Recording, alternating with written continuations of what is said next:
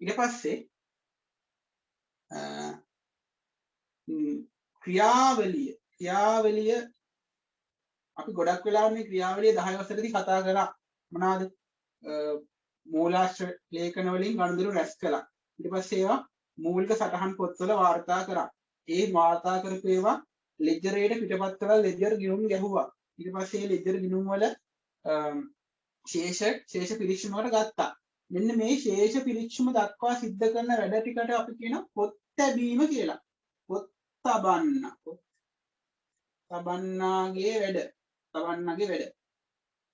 මේ කවුද මේ පොත් තබන්න කියන්නේ පොතේ ව්‍යාපාරික ඉන්නවා පොත් තබන්න කියලා මිනිහෙක් හරිද මේ පොත් තබන්න තමයි ව්‍යාපාරයේ සිද්ධ වෙන පොත් තැබීම කියන්නේ මෙතෙන්ට මේ ටික වෙනකන් කරන්නේ ගනුදෙනු හා සිද්ධීන් එක් රැස් කිරීම ඒවා මූලික පොත්වල වාර්තා කිරීම ඒ වගේ මේවා මේ මොනවාද මූලික සටහන් ගිණුම් වලට පිටපත් කිරීම සහ ශේෂ පිරික්සුම පිළියෙල කිරීම ඔන්න ඔය වැඩ ටික කාර්යභාර ටික කරන්නේ පුතේ ව්‍යාපාරයේ ඉන්නේ පොත් තබන්න කියලා මිනිහෙක් හරිද එතකොට අපි පොත් තබන මිනිස්සුද ව්‍යාපාරික නෑ අපි දැන් මේක මම කියන්න ඕනේ ඔයාලා මේ 11 වසර ළමයි නිසා හරිද දැන් ඔයාලා අපි පොත් තබන්නෝ නෙමෙයි ව්‍යාපාරයේ ඉන්න අපි ඇවිල්ලා ගණකාධිකාරීවරයෝ කියලා තමයි කියන්නේ එහෙම නැත්නම් මැනේජර්ස්ලා ඔය දෙකින් එකට තමයි අපි යන්නේ හරිද ඒකට අපි කරන්න ඕනේ මෙතනින් එහා පැත්තේ වැඩ දෙක. ඒ කියන්නේ ශේෂ පිරික්සුමෙන් ශේෂ ආරම් මූල්‍ය ප්‍රකාශ සකස් කරන වැඩේ තමයි අපි යන්න ඕනේ. හරිද? අර ශේෂ පිරික්සුම දක්වා 10 වසරේදී ඉගෙනනවා මතකයිනේ. නේ? ශේෂ පිරික්සුම දක්වා පුළුවන්. ඊට පස්සේ මේ ශේෂ පිරික්සුමේ තියෙනවා ගිණුම් වර්ග පහ. මොනවාද මේ ගිණුම් වර්ග පහ? වත්කම් ගිණුම් වර්ග පහ නම වත්කම් ගිණුම්, වගකීම් ගිණුම්, හිමිකම් ගිණුම්, ආදායම් ගිණුම්, වියදම් ගිණුම් කියලා ගිණුම් වර්ග පහ තියෙනවානේ පුතේ. මෙන්න මේ ගිණුම් වර්ග පහෙන් ගිණුම් වර්ග පහ කොටස් දෙකකට බෙදා ගන්නවා මොනවාද වත්කම් ගිණුම් කොටස් දෙකකට බෙදා ගන්නවා වත්කම් ගන්නම් ආදායම් ගිණුම්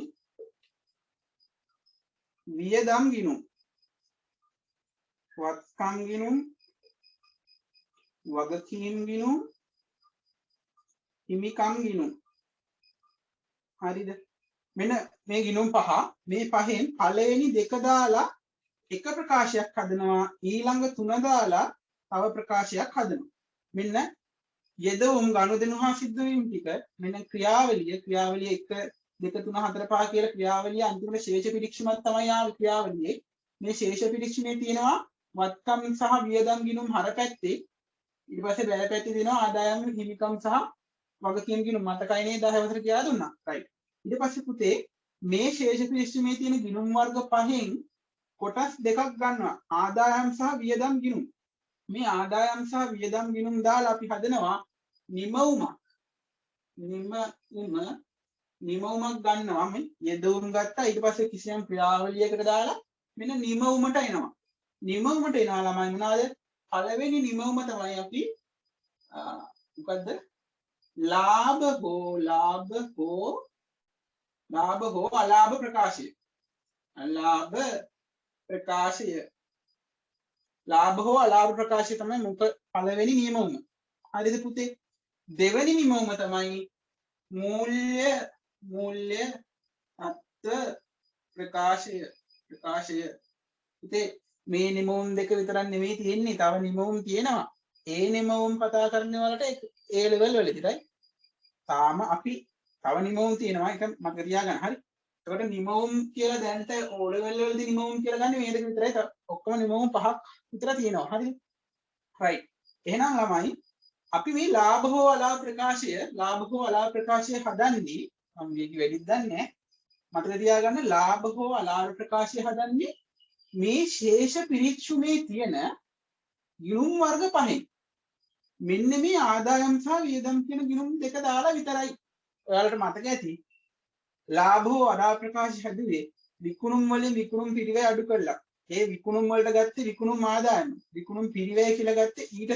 වියදම් වෙච්ච ටික ඊට පස්සේ වෙනත් ආදායම් එකතු කරලා අනිත් වියදම් අඩු කරා හරිද ඒ ලාභ හෝ අලාභ ප්‍රකාශය අපි හදපු විදිහ ඊළඟට මේ වත්කම් වගකීම් හිමිකම් දාලා අපි හදනවා මූල්‍ය තත්ත්ව ප්‍රකාශය. ඊට පස්සේ ශේෂ පිරික්සුමේ තියෙන දැන් ඔයාලට මතක ඇති.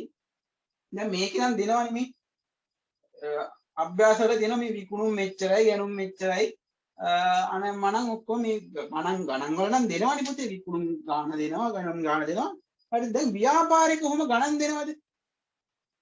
මේ ප්‍රශ්නේ තමයි ව්‍යාපාරික ගණන්ද අපි මේ පොත්වල මේ දාන්නේ. ගාණක් ගන්නවා විකුණුම් මෙච්චරයි. එහෙම නෙවෙයි. ව්‍යාපාරික මොනවද දාන්නේ?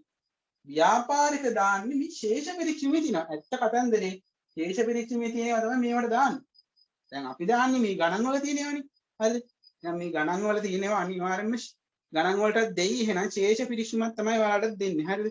ගණනකටත් දෙන්නේ ශේෂ පිරික්සීමක්. හරිද? ඒ නිසා මේ විදිහට ලිස්ට් එකක් දෙනවට වඩා ප්‍රායෝගික தත්ත්වය තමයි ශේෂ පිරික්සීමක් දීලා ඒකෙන් මූල්‍ය ප්‍රකාශ හදන්න කියන එක. තේරුණානේ? හරි ළමයි. එතකොට පුතේ මේ අපි දැන් ලාභ හෝ අලාභ ප්‍රකාශය හැදුවා. හරි. මම මතක් වෙන්නත් එක්ක අදත් මුලින්දම ලාභ හෝ අලාභ ප්‍රකාශය නිකන් කියාගෙන යනවා. ඒ වුණාට මේ 25 වෙනි ගානත් එක්ක යන්නේ. හරිනේ. අවුලක් නැහැ නේ. මුලින්දම පොඩ්ඩක් කියාගෙන යන්න. මේ හරි. මෙන්න මෙහෙමයි වැඩේ වෙන්නේ. ඔයාලා කියන්නේ මේ කැම්මකින් පේනවද නැත්නම් මේ අනිත් එකට දාන්න ඕනද කියලා පොඩ්ඩක් කියන්න. හොඳේ. මේක අපහැදිලා නම් කියන්න පොතේ. තේරුණා? හරි.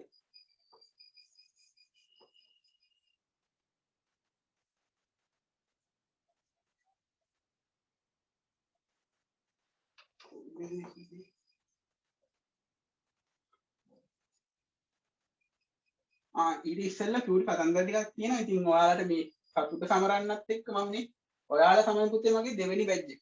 හරිද? මගේ කොමර්ස් දැනගන්නේ දෙවෙනි බැච් එක. ඔයාලා මට එහෙම අත්දැකීම් නෑ උගන්නලා ඇත්ත කතාවකින්. මගේ පළවෙනි බැච් එක ගිය පාර ඕලෙවල් ලියපු බැච් එක. හරිද? ඒතර ඒ පන්තියේ හිටිය ළමයි 5යි පුතේ. ළමයි 5යි. ඒ පහෙන් ළමයි 3 දෙනෙකුට A තියෙනවා. අනිත් දෙන්නට නම් ඉතින් B තියෙන්නේ. හරිද? ඇත්ත කතාවෙ ඉතින් මේ මම කියන්නේ හැමෝටම ඒ ගන්න පුළුවන් කියලා. ඒක ඉතින් ළමයාගේ හැටියටනේ නේ. එතකොට මෙහෙම තමයි අපේ පන්තියේ ළමයිගේ රිසල්ට් එක තිබ්බේ.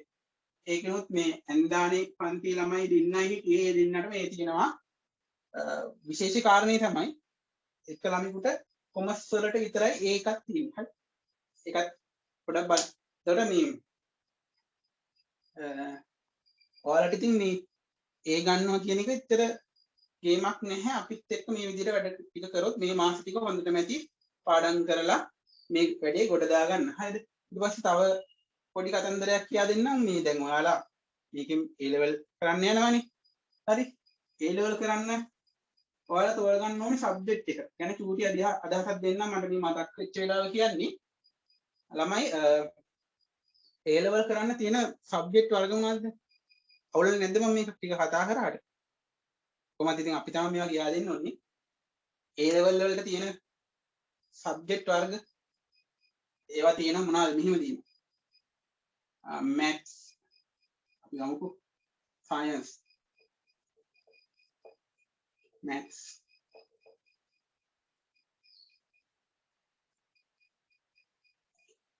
ඔයගේ තියෙනවනේ ඉතින් සබ්ජෙක්ට් ටිකක් හරිද? මේවා කරලා කවුද වෙන්න පුළුවන් දැන් පොඩි කාලේ කියන්නේ සාමාන්‍යයෙන් 3 දී 4 දී වගේ ගුරුවරු ඇහුවොත් එහෙම ඔයාලගෙන් කවුද පුතේ අනාගතයේදී වෙන්නේ කියලා ඔයාලා මොකක්ද දෙන උත්තරේ? අපි යහමුකෝ නෑ ඕනේ නම් දැන් නිකන් සාමාන්‍ය කියන්නේ නිකන් මෙසේජ් එකක් දාන්න මම අහන දැන් ඔයාලා 3 වසරේ කියලා හිතා ගන්න නැත්නම් 2 වසරේ එහෙම නැත්නම් 1 වසරේමත් කමන්නේ අපි ගමුකෝ 3 වසරේ කියලා මම අහනවා ලොකු වුණාම කවුද වෙන්නේ කියලා ගොඩක් කට්ටිය මොකද්ද කියන්නේ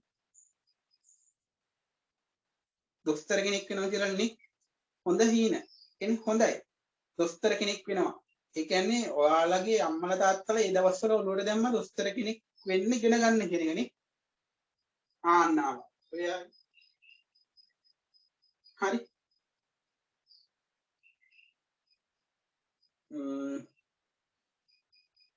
හරි ඊට දොස්තර කෙනෙක් වෙන්න ඉගෙන ගන්නකොට ඔය O level තියෙනවනේ අපේ O level සබ්ජෙක්ට් නමේ ඒ සබ්ජෙක්ට් නමේ කිසිසේත්ම බලපාන්නේ නැහැ ඔයාගේ ડોක්ටර් කෙනෙක් වෙන කෙනෙකුට හරිද මේ සබ්ජෙක්ට් නමේ හොඳටම ලියන්න එතකොට ඔයා මේ ඔයා යන පැත්ත තීරණය වෙන්නේ A level වලදී.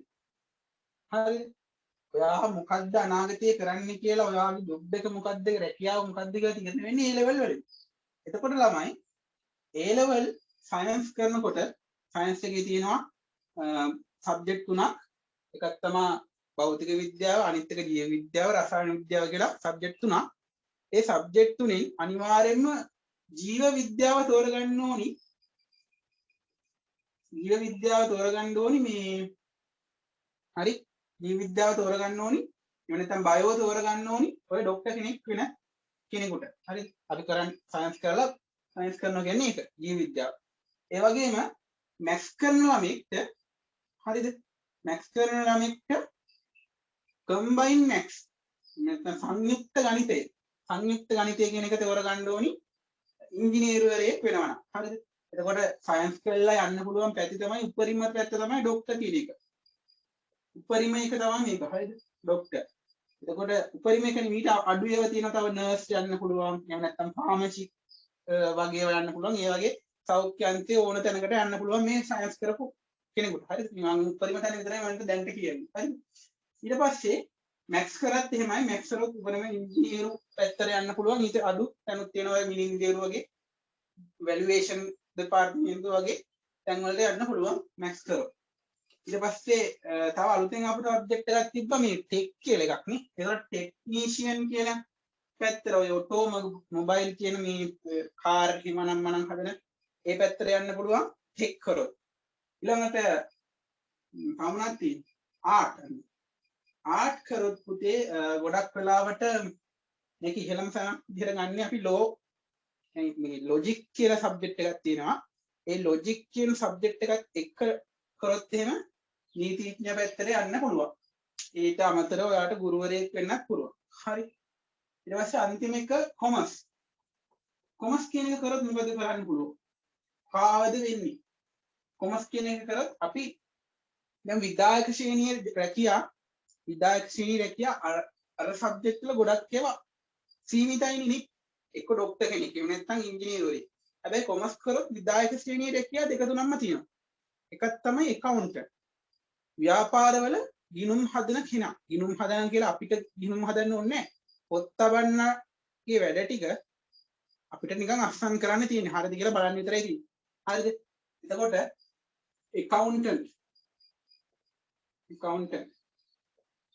ඇකවුන්ටන්ට් කෙනෙක් වෙන්න පුළුවන්. එයා විදායක ශ්‍රේණියේ ඉහළම තැන. හරිද? ගණකාධිකාරීවරයා මේක මේ දෙපැත්තෙම තියෙනවා දැන්. රජයේ තියෙනවා පෞද්ගලික අංශවලත් තියෙනවා. රජයේ ගණකාධිකාරී කියන්නේ ඔව්. රජයේ ගණකාධිකාරී කියන්නේ දැන් ඔය වරායවල් වල එහෙම ගුවන් තොටුපළ වල ඕනක ගණකාධිකාරීවරයෙක් ඉන්නවා. හරිද? එහෙම තමයි. ඊට පස්සේ මැනේජර්ස්ලා බලන්නකො තියෙන ආයතන ටික රටේ තියෙන ආයතන ටිකේ මැනේජර්ස්ලාම කොච්චර ඉන්නවද? මේකේ යටතේ ඉන්නවා ඇසිස්ටන්ට් මැනේජර්ස්ලා.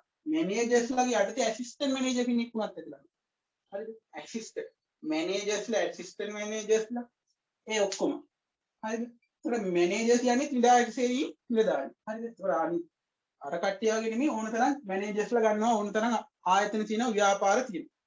බැංකු තියෙනවා මූල්‍ය ආයතන තියෙනවා මේ රජයේ ඒවා තියෙනවා පෞද්ගලික අංශය දෙකීම තියෙනවා. හරිද? ඊට පස්සේ එහෙම. ඊට පස්සේ ඔයාට ඕනම් ගුරුවරයෙක් වෙන්නත් පුළුවන්. එහෙම ප්‍රශ්නකුත් නැහැ. හරිද? ඕනම් ගුරුවරයෙක් වෙන්නත් පුළුවන්. එහෙම කේස් එකකුත් නැහැ. ඊට පස්සේ තව මේ වැදගත්ම දේ තමයි ඔයාටම කියලා බිස්නස් එක රන් කරගන්න පුළුවන්. ඒ දැනුම කොහේවත් නෑ. يعني අනිත් සබ්ජෙක්ට් වල ඔයාගම බිස්නස් එක රන් කරන්න දෙන මේවක නෑනේ. දැන් ඉකෝන් ගත්තොත් එහෙම ආර්ථිකය සම්බන්ධ සියලු දේ කියා දෙනවා. ව්‍යාපාර අධ්‍යයනය ගත්තොත් එහෙම ව්‍යාපාර වලට තියෙන ඔක්කොම දේවල් කියා දෙනවා. අය පාරිභෝගික අධිකාරියද මොනවාද කොහොමද ව්‍යාපාරයක් පටන් ගන්නේ අනම්මනම් සියලු කතන්දර කියා දෙනවා. ඊට පස්සේ account ගත්තොත් එහෙම account ඉතින් ව්‍යාපාරේ ගිණුම් තියන්නේ කොහොමද කියලා ඔක්කොම ටික ඒක කියා දෙනවා. හරිද? එතකොට ඔයාගම ව්‍යාපාරය රන් කරන්න පුළුවන් වෙනවා. ඔය ධම්මික පෙරේරා කියන්නේ එහෙම කෙනෙක් ඉතින් ලංකාවේ මේ ගොඩක්ම ව්‍යාපාරවල අයිතිකාරයෙක්. يعني ෂෙයා මාකට් එකේ ගොඩක්ම ෂෙයා තියෙන කෙනෙක්. හරිද? ඒ වගේ තමයි. එතකොට ඒ වගේ අර ඒ ෂෙයා මාකට් එකේ ආයෝජනය කරනවා කියන්නේ නිකම්ම බෑ. අර ව්‍යාපාරික දැනුම තියෙන්න ඕනි නේ මේකත් තියෙනවා හරි අපි යමු එහෙනම් අපේ පාඩමට මේ චෝටි කතන්දර ටිකක් කිව්වා අර තව එකක් කියනවා මේ ඉක්මනටම කියලා දාන්න ඔව් ඔය ඒකට තමයි උත්තර දෙන්න හැදී ගනිත් චාර්ට් කියන එකට කලින් මම කියන්නම් ඩබල් AT ඩබල් AT කියලා එකක් තියෙනවා චාර්ට් කියලා එකක් තියෙනවා ඔයාලා හැලේ තියෙන තව මොනවද තියෙන්නේ සීමා කියලා එකක් තියෙනවා CIME CA කියලා කියනවා චාර්ට් වලට හරි හරි AAT මේක හරිනම් කියන්න ඕනේ මේ ඔයාලා මේ අන්තිම දවසේ වගේ කියන්න ඕනේ අන්තිම දවසේ මේවා කියලා නිකන් ඕනේ නැහැ නේ ඒ ඩබල් AT කියන්නේ පුතේ මේ ඔක්කොම චාර්ට් ඩබල් AT මේ ඉතල ඩබල් AT කියන්නේ කියලා දෙන්නම්කෝ පුතේ ඩබල් AT කියලා කියන්නේ වෘත්තීය මේ ඔක්කොම වෘත්තීය විභාග වෘත්තීය විභාග දැන් අපි මේ කියන්නේ මොනවද මේ අධ්‍යාපනික විභාගනේ කියන්නේ කඩයිම් විභාග හරිද කඩයිම් විභාග තමයි මේ කියන්නේ එතකොට වෘත්තීය විභාග කියලා කියන්නේ දැන් අපි වෙන ජොබ් එකක් හොයාගන්න යනකොට මේ වගේ දැන් ජොබ් එකකට අදාළ මොනවා හරි ඒවා තියෙනවා දැන් උදාහරණයක් ජොබ් වල ඉන්න ඔඩිට් කියලා ඔඩිටර්ස්ලා කියලා කට්ටිය ඔඩිටර් කියන්නේ මොකද්ද විගණකවරු හරි දැන් උදාහරණයක් ඔයාලා CTV බස් වල ගිහින් තියෙනවනේ ඒකේ යනකොට ටික්කෝ බයින කියලා දාලා මම රෙකෝඩ් කරනවා මේවා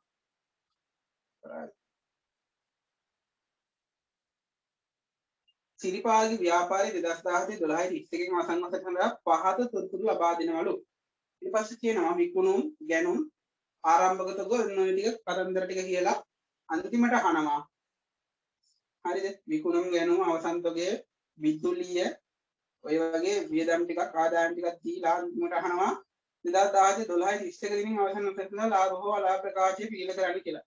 ඔයාලගේ මේ පොතේ තියෙනවා මේ ගාන මම පොතෙන් අදලා ගත්ත එකක්. හරි පොතේ අන්තිම කොමෙද ගාන. හරි අච්චු පොතේ තියෙනවා පොතේ. හරි. හරි එහෙනම් අපි මේ ගාන හදමු.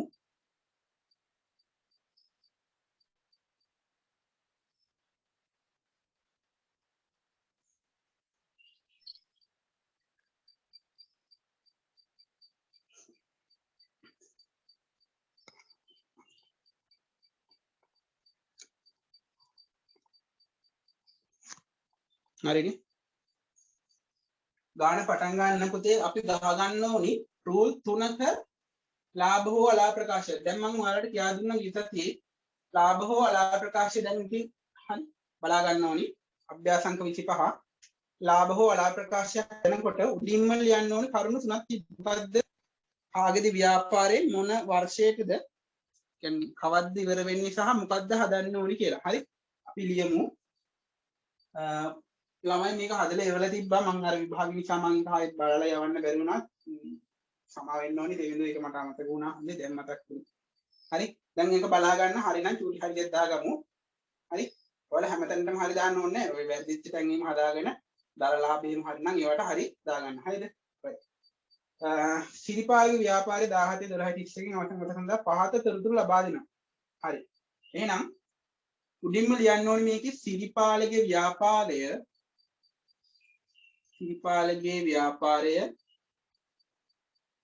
අභ්‍යාසංක 25 වල ලියන්නේ අභ්‍යාසංක 25 පුතේ සිරිපාලගේ ව්‍යාපාරය නේද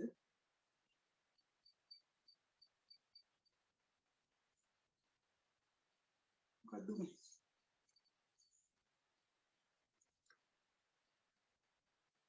අරනේ පේනව නේද බෝඩ් එක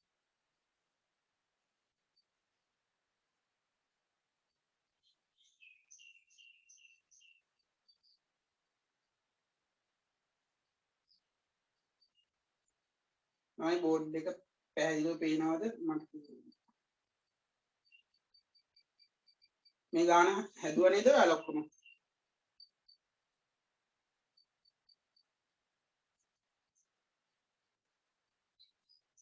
ප්‍රශ්න ටිකක් අහලා තියෙනවා මම අන්තිමට ගියා දෙන්න දැන් නැත්තම් මේ අන්ති කරගන්න බැරි වෙයි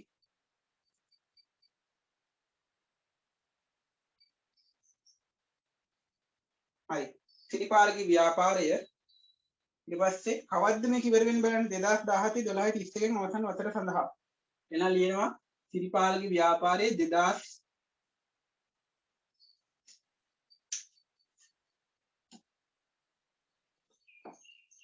12 31 අවසන් වසර සඳහා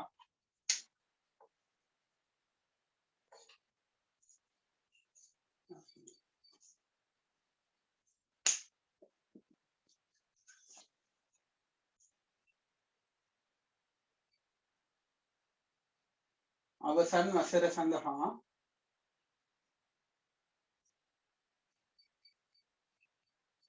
මොකද්ද මේ හදන්න කියන්නේ අපිට ලාභ හෝ අලාභ ප්‍රකාශය ලියන්න පුතේ ලාභ හෝ අලාභ ප්‍රකාශය කියලා මෙන්න මෙහෙම රූල් තුනකට ලියන්න ඕනේ සිරිපාලගේ ව්‍යාපාරය 2017 12 31 දැන් මේ ගාන හදමු මාත් එක්ක මේ හිටපු නැති කට්ටියත් මේ වෙනම මෙතන ඉඳන් වැඩ කරමු හරිද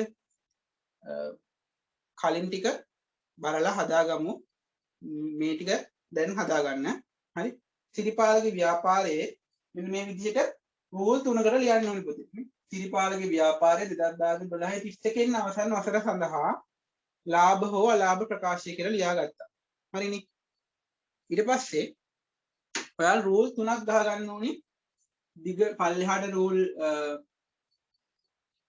මෙන්න මෙහෙම තීරු 1යි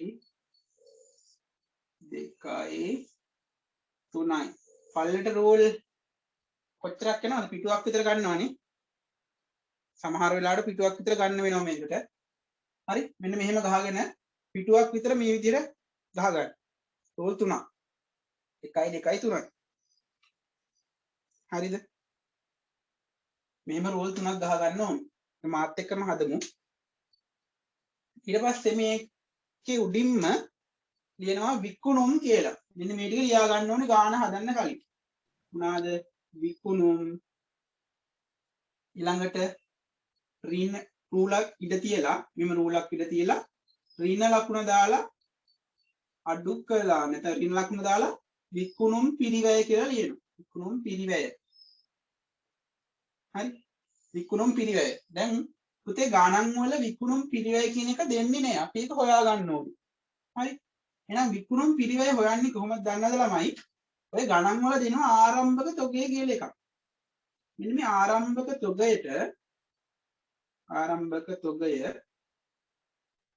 එකතු කරන්න ඕනේ පුතේ ගැණුම් කියලා જાතිය ගැණුම් එකතු කරන්න ඕනේ ආරම්භක තොගයට ගැණුම් එකතු කරන්න ඕනේ ගැණුම්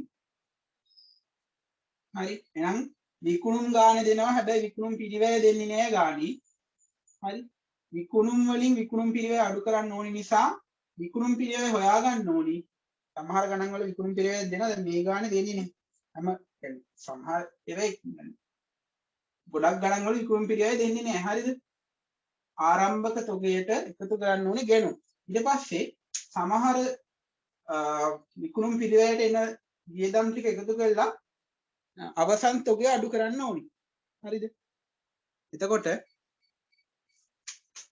එතන ඍණ අවසන් තොග හරි මේ අවසන් තොගය අඩු කරන වරහන තමයි මේ අඩු කරන්න අපි වරහනක් දානවනේ එන්නේ වරහන දෙවෙනි රූලේ දාගන්නවා ඊට පස්සේ විකුණුම් පිරිවැය මම මෙතන ඍණ කියලා දැම්මන්නේ විකුණුම් ඍණ විකුණුම් පිරිවැයනේ ඒතර විකුණුම් පිරිවැය අඩු කරන වරහන මම ඊළඟ තුන්වෙනි රූලේ දාගන්න හරිද මේ පළවෙනි රූල දැනට ඔහොම මොකෝත් ලියන්නේ නැතුව තියාගෙන ඉන්න ඊපස්සේ මේ තුන්වෙනි රූල ළඟ යටින් ඉරක් ගහලා ඒකෙලින් මේ පැත්තට ලියනවා දල ලාභය කියලා දල ලාභය තේරුණා දල ලාභය හරි ඊට පස්සේ දල ලාභය කියලා ලිව්වට පස්සේ ඒකේ යට රූලෙන් ලියනවා ධන ලකුණ දාලා ආදායම් නැත්නම් වෙනත්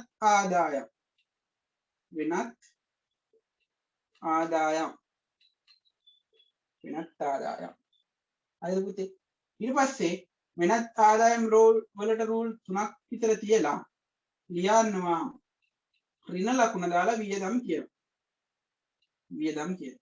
හරිද දැනට ඔය ටික හදාගන්න ටාස්ක් ගන්න මගේ ළමයි ටික හැදුවද මන්ද මං විනාඩි දෙක තුනක් දෙන්නම් ඔය ටික හදාගන්න ඉක්මනට මොනවාද මේ මෙන්න මේ කතන්දරේ ලියා ගත්තා ඊට පස්සේ විකුණුම් ඍණ විකුණුම් පිරිවැය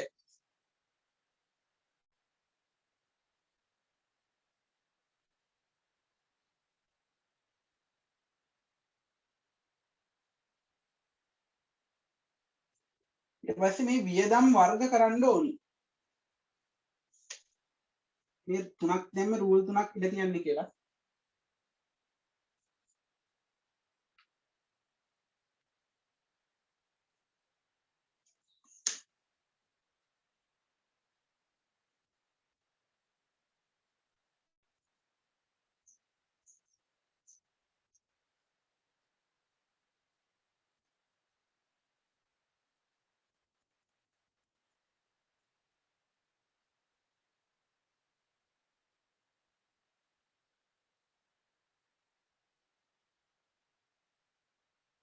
දැන් නම් පුතේ මේ පන්ති කට් කරන්න එපා දිගටම පන්තියේ රැඳී සිටින්න මොකද පොඩි කාලයක් තියෙන්නේ අපිට මම ඊට පස්සේ පේපර් කරන්න ගන්නවා ඒ පේපර් කරන්න ගන්නකොට ඉතින්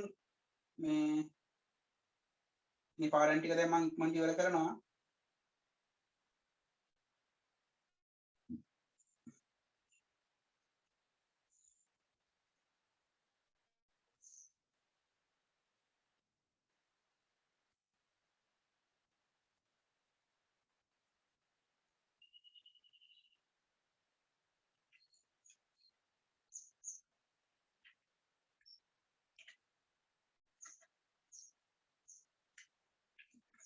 හරිනේ හරි කොහොම ගහගෙන ඉවර වෙලා ළමයි ඊට පස්සේ මේ වියදම් වර්ග කරන්න ඕනේ කොහොමද අපි වියදම් වර්ග කරන්නේ වියදම් වර්ග කරනවා මම මේ ගාන ගොඩක් හිමින් හදන්නේ ඊට පස්සේ ගණන් ටික චුට්ටක් වේගෙන් හදනවා හරි වියදම් වර්ග කරන්න ටික මම කරන්න දැන් ඔයාලගේ තියෙන්නේ මේ වගේ ඉතුරු ටික මෙහෙමනේ තියෙන්නේ මම මේ ටික මකන්න ඕඩ් එකේ දෙමළි නිසා හරි වියදම් වර්ග කරන්න ඕනේ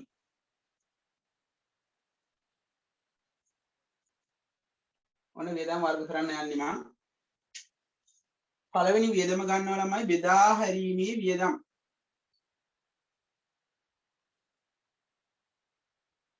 හරි ඊළඟට රූල් බෙදා හැරීමේ වියදම් ගොඩක් තියෙනවද පුතේ ගාන දිහා බලනවා සාමාන්‍යයෙන් වියදම් 5ක් 6ක් සෙට් වෙයිනේ 5ක් 4ක් 5ක් සෙට් වෙයි කියලා හිතාගන්න නැත්නම් 5ක් විතර රූල් තියලා පරිපාලන වියදම් කියලා දාන්න පරිපාලන වියදම් රයිට් ඒකටත් රූල් 4ක් 5ක් තියන්න ඊළඟට ලියනවා මූල්‍ය වියදම් ඒකට රූල් දෙක තුනක් තියන්න තුනක් විතර තියන්නකො ඊළඟට වෙනත් වියදම් මේකට රූල් දෙකක් විතර තියන්න රයිට් අන්තිමට ශුද්ධ ලාභය කියලා ලියන්න ශුද්ධ ලාභය කියලා දාලා මේක කොහොම විවරයක් කරගන්න ශුද්ධ ලාභය කියලා දාන්න තේරුණානේ අන්තිමට ශුද්ධ ලාභය කියලා දාගන්න බෙදා හැරීමේ වියදම් රූල් 5යි පාලන වියදම් රූල් 5යි මූල්‍ය වියදම් රූල් 3යි වෙනත් වියදම් රූල් 2යි ඊළඟට අන්තිමට ශුද්ධ ලාභය කියලා දාන්න පිටු දෙකක් එනවද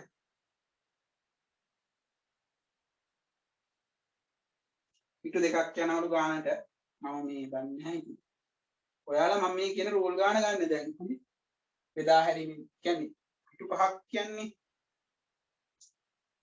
වියදම් ටික අනුව තමයි හොඳේ දැන් ගොඩාක් වියදම් දුන්නොත් ඉතින් හරි දැන් ඉතින් මේ මෙතනින් එහාට ලෝභ වෙන්න බෑ පොඩ්ඩක් පිටු ගාන යනවා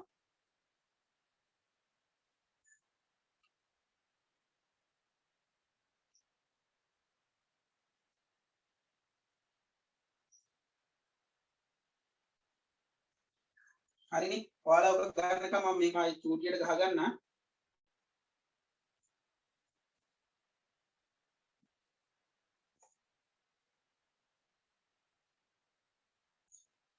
පන්ති පටන් ගන්න දෙන්නේ නැද්ද දන්නේ ඉක්මනට මට ලොකු බෝඩ් එකක් ගේන්න වෙන තියෙන්නේ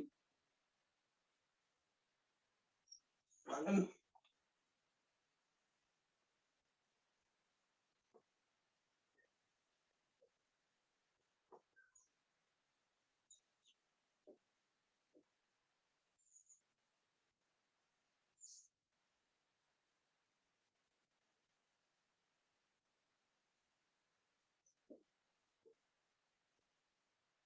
හරි. මම ඔක්කොම ඩිලීට් කරගත්තා. මම චුට්ටක් මේක පැති දෙකකට වගේ එන්න හදාගන්නම්. ඔයාලා එතකන් ගාන ඉදිරියට හදාගෙන යමු පුතේ. පුළුවන් අය ඉක්මනට මම මට කලින් ටක් ටක් ගාලා හදන්න දැන් පුළුවන් අය ඉන්නවනේ. හරි.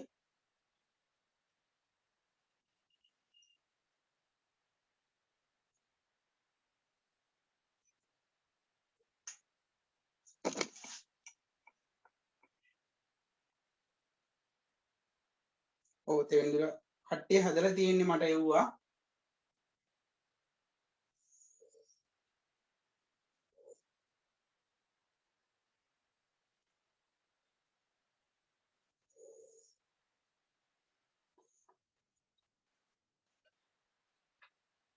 හරි. මං ගාන මෙහෙම කරන්නම්.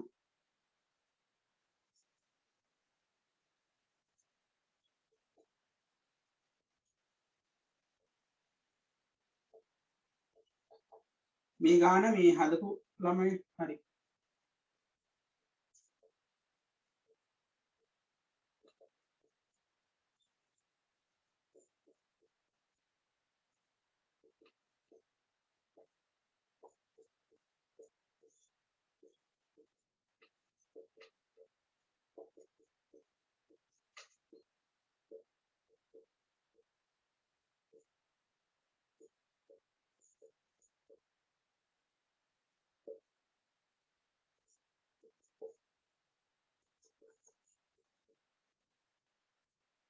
හරි.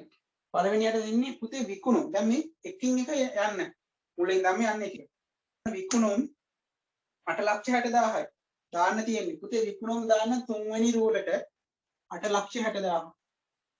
8,60,000යි. විකුණුම් 8,60,000ක් තුන්වෙනි රූලට දානවා.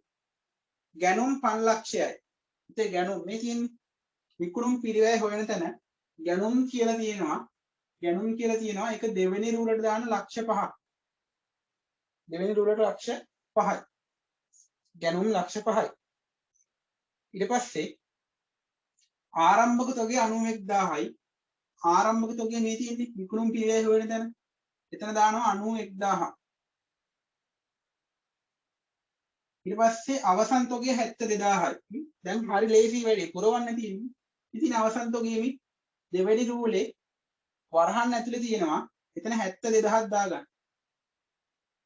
ඊට පස්සේ විදුලිය පුතේ විදුලිය කියන්නේ වියදමක්.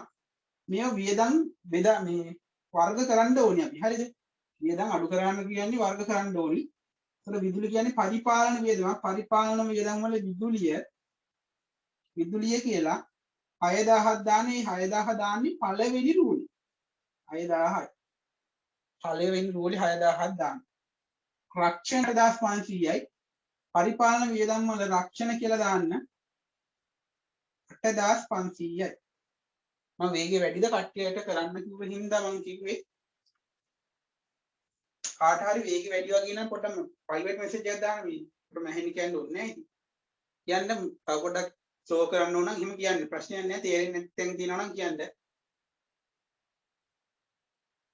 පුතේ අනිවාර්යෙන් කියන්න තේරෙන්නේ නැත්නම් මේ පාඩම නම් හලා ගන්න එපා. හොඳේ ලකුණු 12ක් විතර එනවා පේපරෙන්. 100ට 12ක් 15ක් අතර ප්‍රමාණයක් මේ පාඩමෙන් එනවා. හරි. බලන්න ඊළඟට රක්ෂණය හරිනේ ප්‍රචාරණය කියන්නේ බෙදා හැරීමේ වියදමක් ප්‍රචාරණ කියලා දාලා බෙදා හැරීමේ වියදම් වල දාන ප්‍රචාරණ කියලා 13,000ක් පළවෙනි දියුරුවට ඊළඟට ගෙන ඒමේ කුලි කියලා කියන්නේ පුතේ විකුණුම් පිරිවැය හොයන්න එකට ගැනුම් වලට එකතු වෙනවා ගෙන ඒමේ කුලි ගැනුම් වලට එකතු කරන්න ගෙන ඒමේ කුලි ගෙන ඒමේ කුලි කියලා ගැනුම් වලට එකතු කරන ළමයි 6000ක් ඊළඟට පුතේ බොල් ණය කියලා කියන්නේ බෙදා හැරීමේ වියදමක්. මම මේ වියදම් වර්ග කරන්න එහෙම ඔයාලට කියලා දුන්නා. ඔක්කොම මතක නැත්නම් ආයෙ වීඩියෝ බලන්න. මම ගෲප් වල දාලා තියෙන වීඩියෝස්. බොල් ණය බෙදා හැරීමේ වියදමක් 3000යි. ඊළඟට ලද වට්ටම් වෙනත් ආදායමක් පුතේ ලද වට්ටම් වෙනත් ආදායම් වලට දාන්න. ලද වට්ටම් කියලා දෙවෙනි රූලට දාන්න. දෙවෙනි රූලට හරි 7000යි. ඊළඟට පුතේ දුන් වට්ටම් 9000යි. දුන් වට්ටම් 9000යි. පුතේ බෙදා හැරීමේ වියදම් වල දාන්න දුන් වට්ටම් 9000යි. පුතේ ණය පොලි මූල්‍ය වියදම වල දාන්න. මම මූල්‍ය වියදම් මෙතන ගන්නම්. මූල්‍ය වියදම් වල පළවෙනි තීරුවේ දාන්න. මූල්‍ය වියදම් වල පළවෙනි තීරුවේ දාන්න ඕනි. කීයද? මූල්‍ය වියදම් වල පළවෙනි තීරුවේ දාන්න ණය පොලි කියලා. පුතේ 2000ක්. පළවෙනි තීරුවට ගන්න එක. තේරුණානේ? මූල්‍ය වියදම් වල පළවෙනි තීරුවේ දාන්න ඕනි 2000ක් ණය පොලි කියලා. ඊට පස්සේ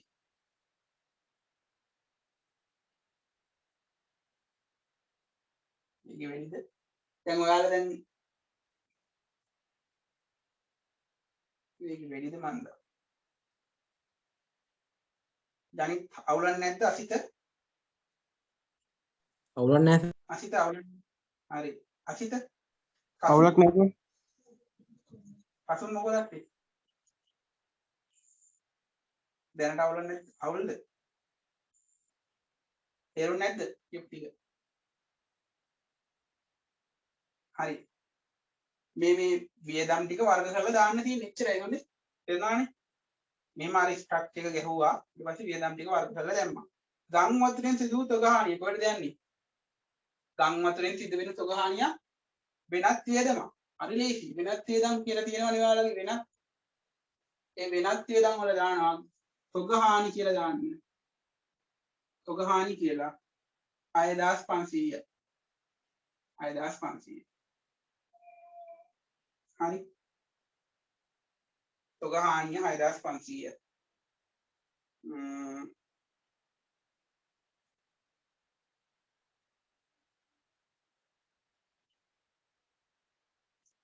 ලැබුණු ගෙවල් කුලි 11000යි.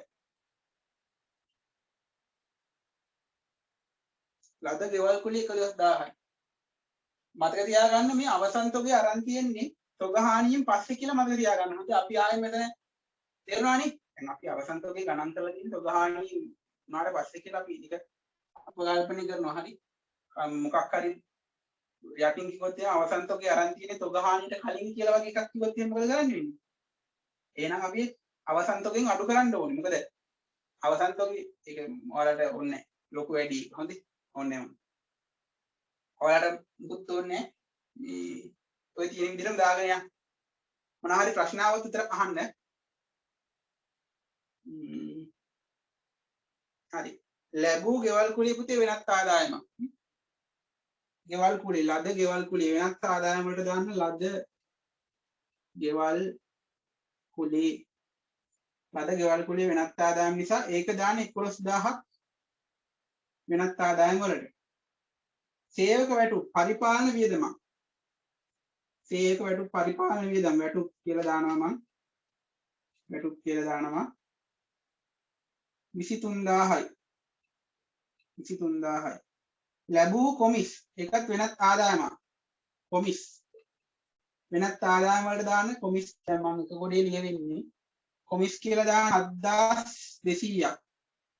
7200. බැංකු ගාස්තු මූල්‍ය වියදම් වලට දාන ළමයි බැංකු ගාස්තු කියලා. මූල්‍ය වියදම් වලට දාන්න බැංකු ගාස්තු කියලා. බැංකු ගාස්තු කියන මූල්‍ය වියදම් වලට දාන්න 3000ක්. ඊට පස්සේ මම ස්පීඩ් කරන්න පුතේ ගෙදරදී හදන්න කිව්ව නිසා මේ අලුතින් හදන ගණන් මෙච්චර ස්පීඩ් කරන්නේ නැහැ මම. වරිපණම් පරිපණම් කියන්නේ මොනවාද? පරිපාලන වියදම. පරිපාලන වියදම වලට දාන්න. වරිපණම් කියන්නේ මොනවාද ඇත්තටම? ආයික දන්නේ නැද්ද දන්නේ? මොනවාද පුතේ වරිපණම් කියන්නේ? වරිපණම් කියන්නේ කෑමක් වගේ දෙයක්ද?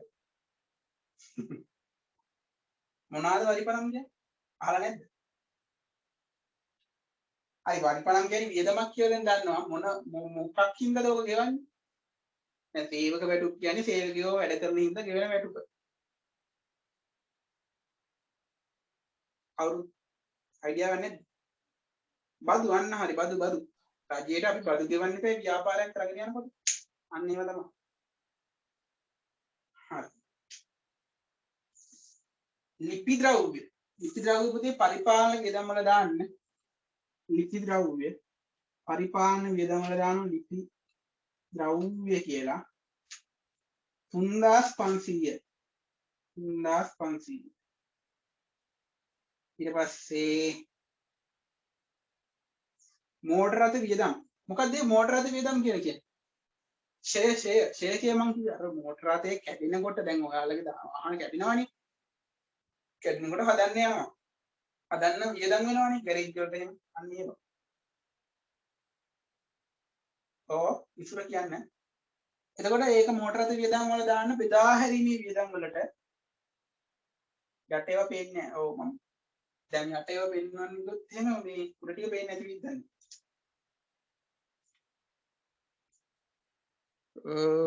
බලමු. දැන් නම් උත්තර තමයි ඉන්නේ. හරිනේ. පේනවනේ දැන්.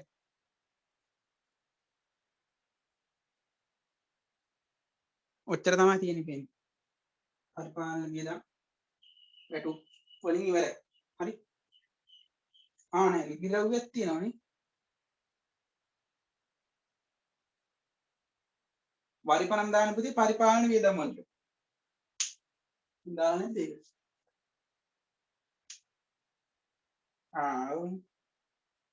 පුතේ පරිපාලන වියදම් වලට දාන්න වරිපණම් ලිපි ද්‍රව්‍ය ඒ දෙකම. වරිපණම් 1250යි. මම මොනවද ලියන්නේ මම වරිපණම් මේ පරිපාලන වියදම් වලට දාන 1250. පරිපාලන වියදම් වලට දානවා වරිපණම් කියලා 1250. ලිපි ද්‍රව්‍යයක් දානවා පරිපාලන වියදම්. මෝටර රථ වියදම් දාන්නේ බෙදා හැරීමේ වියදම් වලට. රථ වියදම් බෙදා හැරීමේ වියදම් වලට දානවා 9000. ඊට පස්සේ ලැබූ පොලි වෙනත් ආදායමක් ලද පොලි වෙනත් ආදායම් වලට දාන්න 7500ක්. ගෙවල් කුලී කියන්නේ පරිපාලන වියදමක්. මට වියදම් ටික මේ පැත්තේ දාගන්න තිබුණා හරිය. පුතේ ගෙවල් කුලී කියන්නේ පරිපාලන වියදමක්. පරිපාලන ගෙවල් කුලී දා ගන්නවා 7000. ඊට පස්සේ විවිධ වියදම්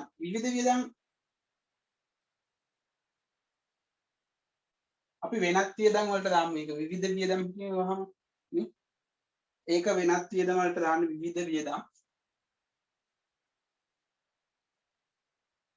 විවිධ වියදම් කිව්වහම මොකක්ද කියලා කියන්නේ නැහැනේ. ඒක නිසා අපිට වෙනත් වියදම් තමයි ගන්න 5000යි. ඊට පස්සේ විවිධ ආදායම්. ඒක අපි වර්ග කරන්නේ නැහැ නේ මොකද. ඒතකොට විවිධ ආදායම් කියලා ආයෙත් 5000ක් දානවා. ආදායම් වලට දාන්න විවිධ කියලා. විවිධ ආදායම් 5000ක්. විවිධ ආදායම් 4000යි. හොඳයි. තීරුහා නැව් ගාස්තු. එතකොට නැව් ගාස්තු කියලා මෙතනට 10000ක් දාන්න. 10000යි. ඉවරයිනේ.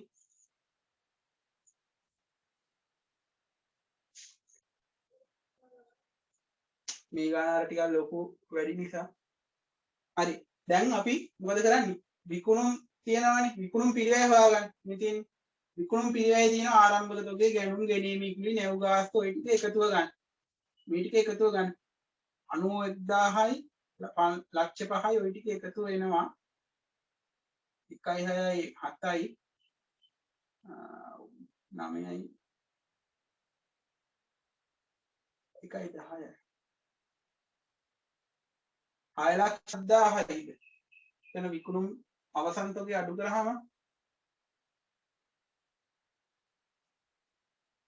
5යි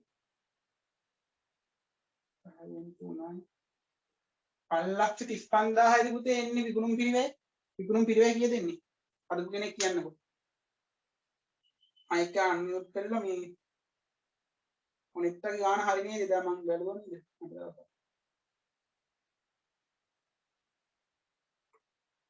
කීයද එන්නේ අඩු කෙනෙක්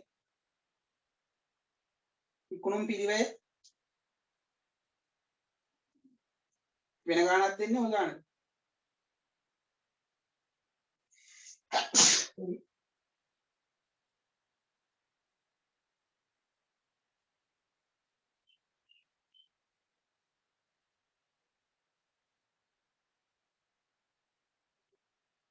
ඉස්සර හැදුවද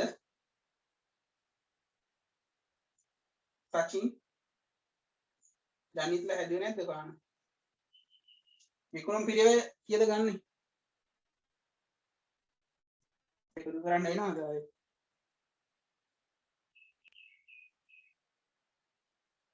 තාම හදනවා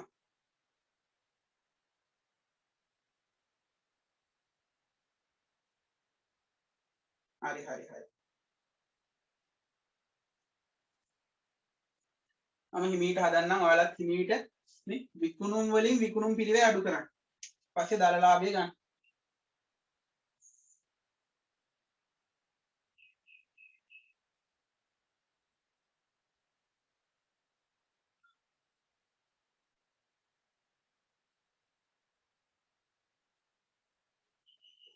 දල ලාභය නම් 3,25,000ක් right ඊට පස්සේ වෙනත් ආදායම් වල එකතුව ගන්න වෙනත් ආදායම් එකතු කරන්න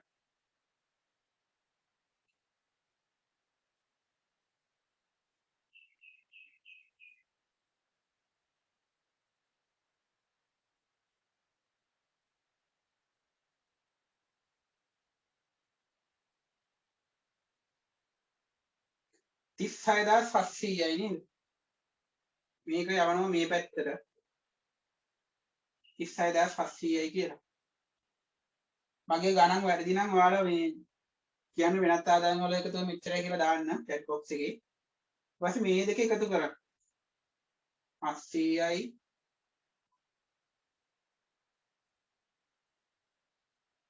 3,61,700යි ඊට පස්සේ පුතේ මේ වියදම් වල එකතුව දෙවෙනි රූලට පන්න ගන්න අපි විදා හැරීමේ වියදම් වල එකතුව දාගමු දෙවෙනි රූලට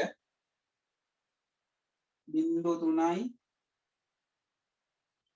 3යි 6යි 9යි 15යි 15යි 9යි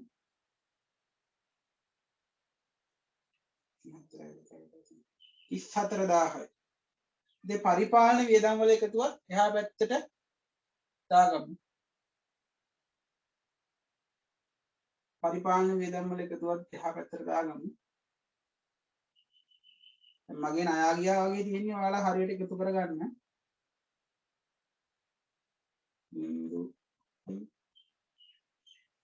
පරිපාලන වියදම් වල එකතුව කීයක් වෙනවද අන්මියුට් කරලා කියන්න පුතේ 5යි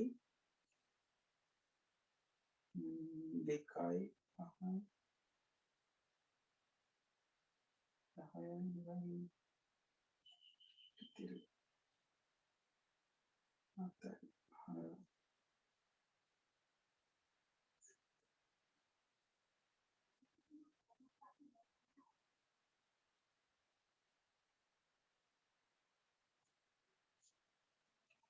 48,250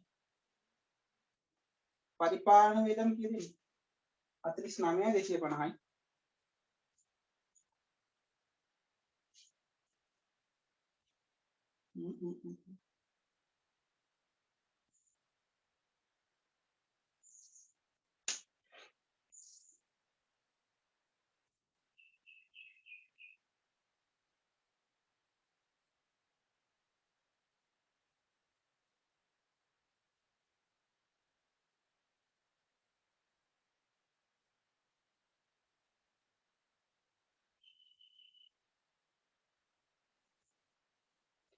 පුතේ හැමෝටම ආව මේක 40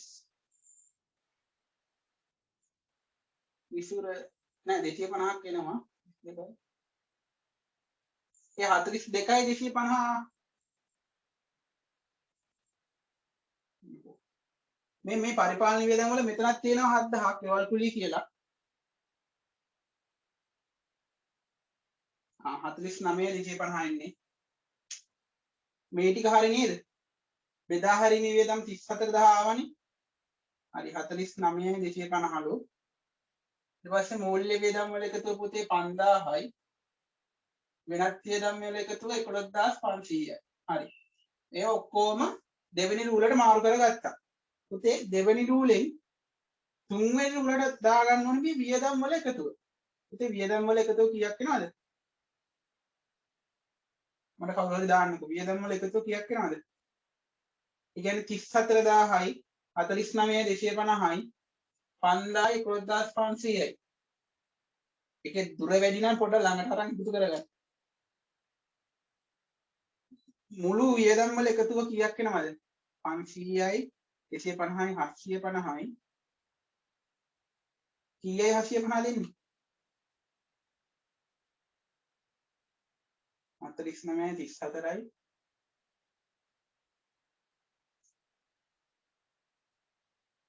99 750යි. හරි. thank you පුතේ. 99යි 750යි. 99750ක් වෙනවා එකතුව. එතකොට මේ එකතුවේ මේ 99 750 අඩු කරන්න.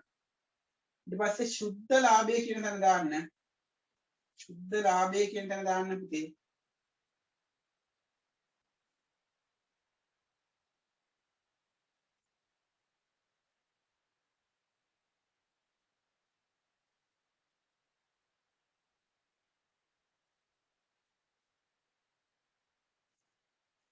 දෙලක්ෂ 61950 දෙන්න. හරිද නැත්නම් සෙවිඳු මේක හරිද? සුද්ධ ලාභය කියලා ආවේ. සුද්ධ ලාභය කියලා ආවේ පුතාලට. හරි සර් ඒක තමයි. හරි thank you පුතේ.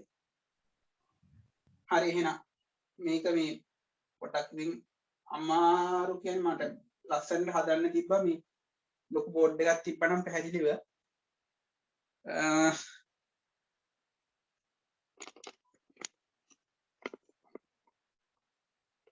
ඩක් ඉතින් බෝඩ් එක චූටින් වැඩි එකයි අවුල 261950යි ඉතින් සුද්ධ ලාභය කියන එකේ එක දාගන්න ඕනේ.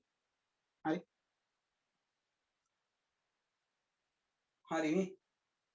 right අපි අද අලුත් කතන්දරේ ඉගෙන ගමු පුතේ.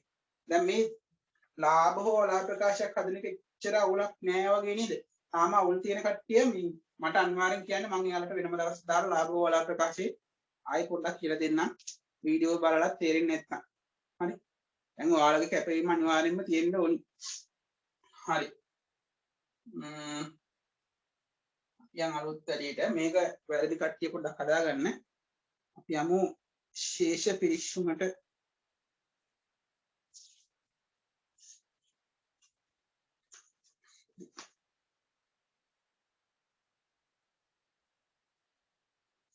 මේක මේ මකන්නද මම මූල්‍ය தත්ත්ව ප්‍රකාශය කරන්න යන්නේ දැන්. මූල්‍ය தත්ත්ව ප්‍රකාශය අපි අද කතා කරමු.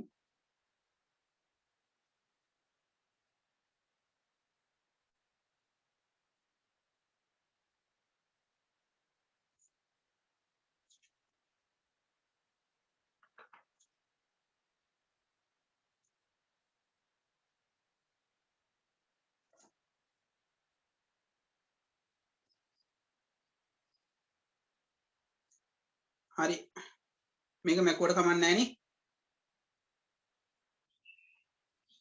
ආව ඉන්නේ හින්දා පේන්නේ නැද්ද?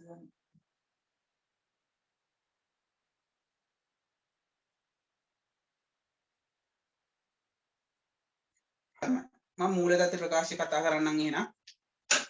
මේක හදාගත්ත කියලා හිතනවා හැමෝම. හරි. අනතින් ලාභ හෝ අලාභ ප්‍රකාශයේ වැඩේ ඉවරයි. ඒක ඉතින් දැන් තේරෙනවනේ මොකද්ද කරන්නේ?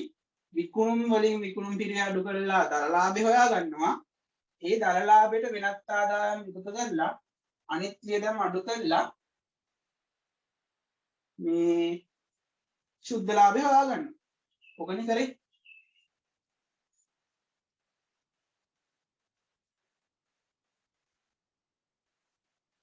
පුතේ මේ සුද්ධ ලාභය මෙතනින් හොයාගෙන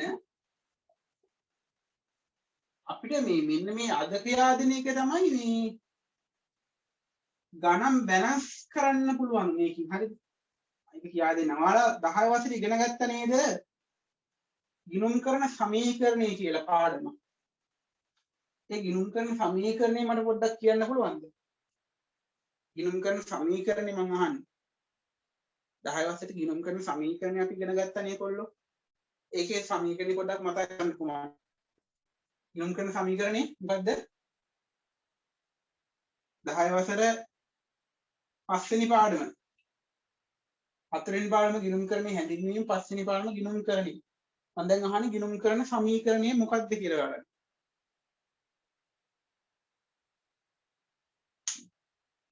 මතක නැද්ද?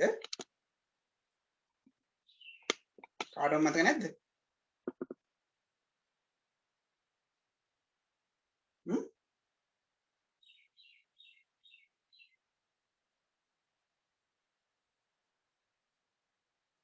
ටක් ගාලා මතක් කරගන්න ගිණුම් කරන සමීකරණය කියන්නේ මොන වගේ එකක්ද දෙන්නේ ගිණුම් කරන සමීකරණයට?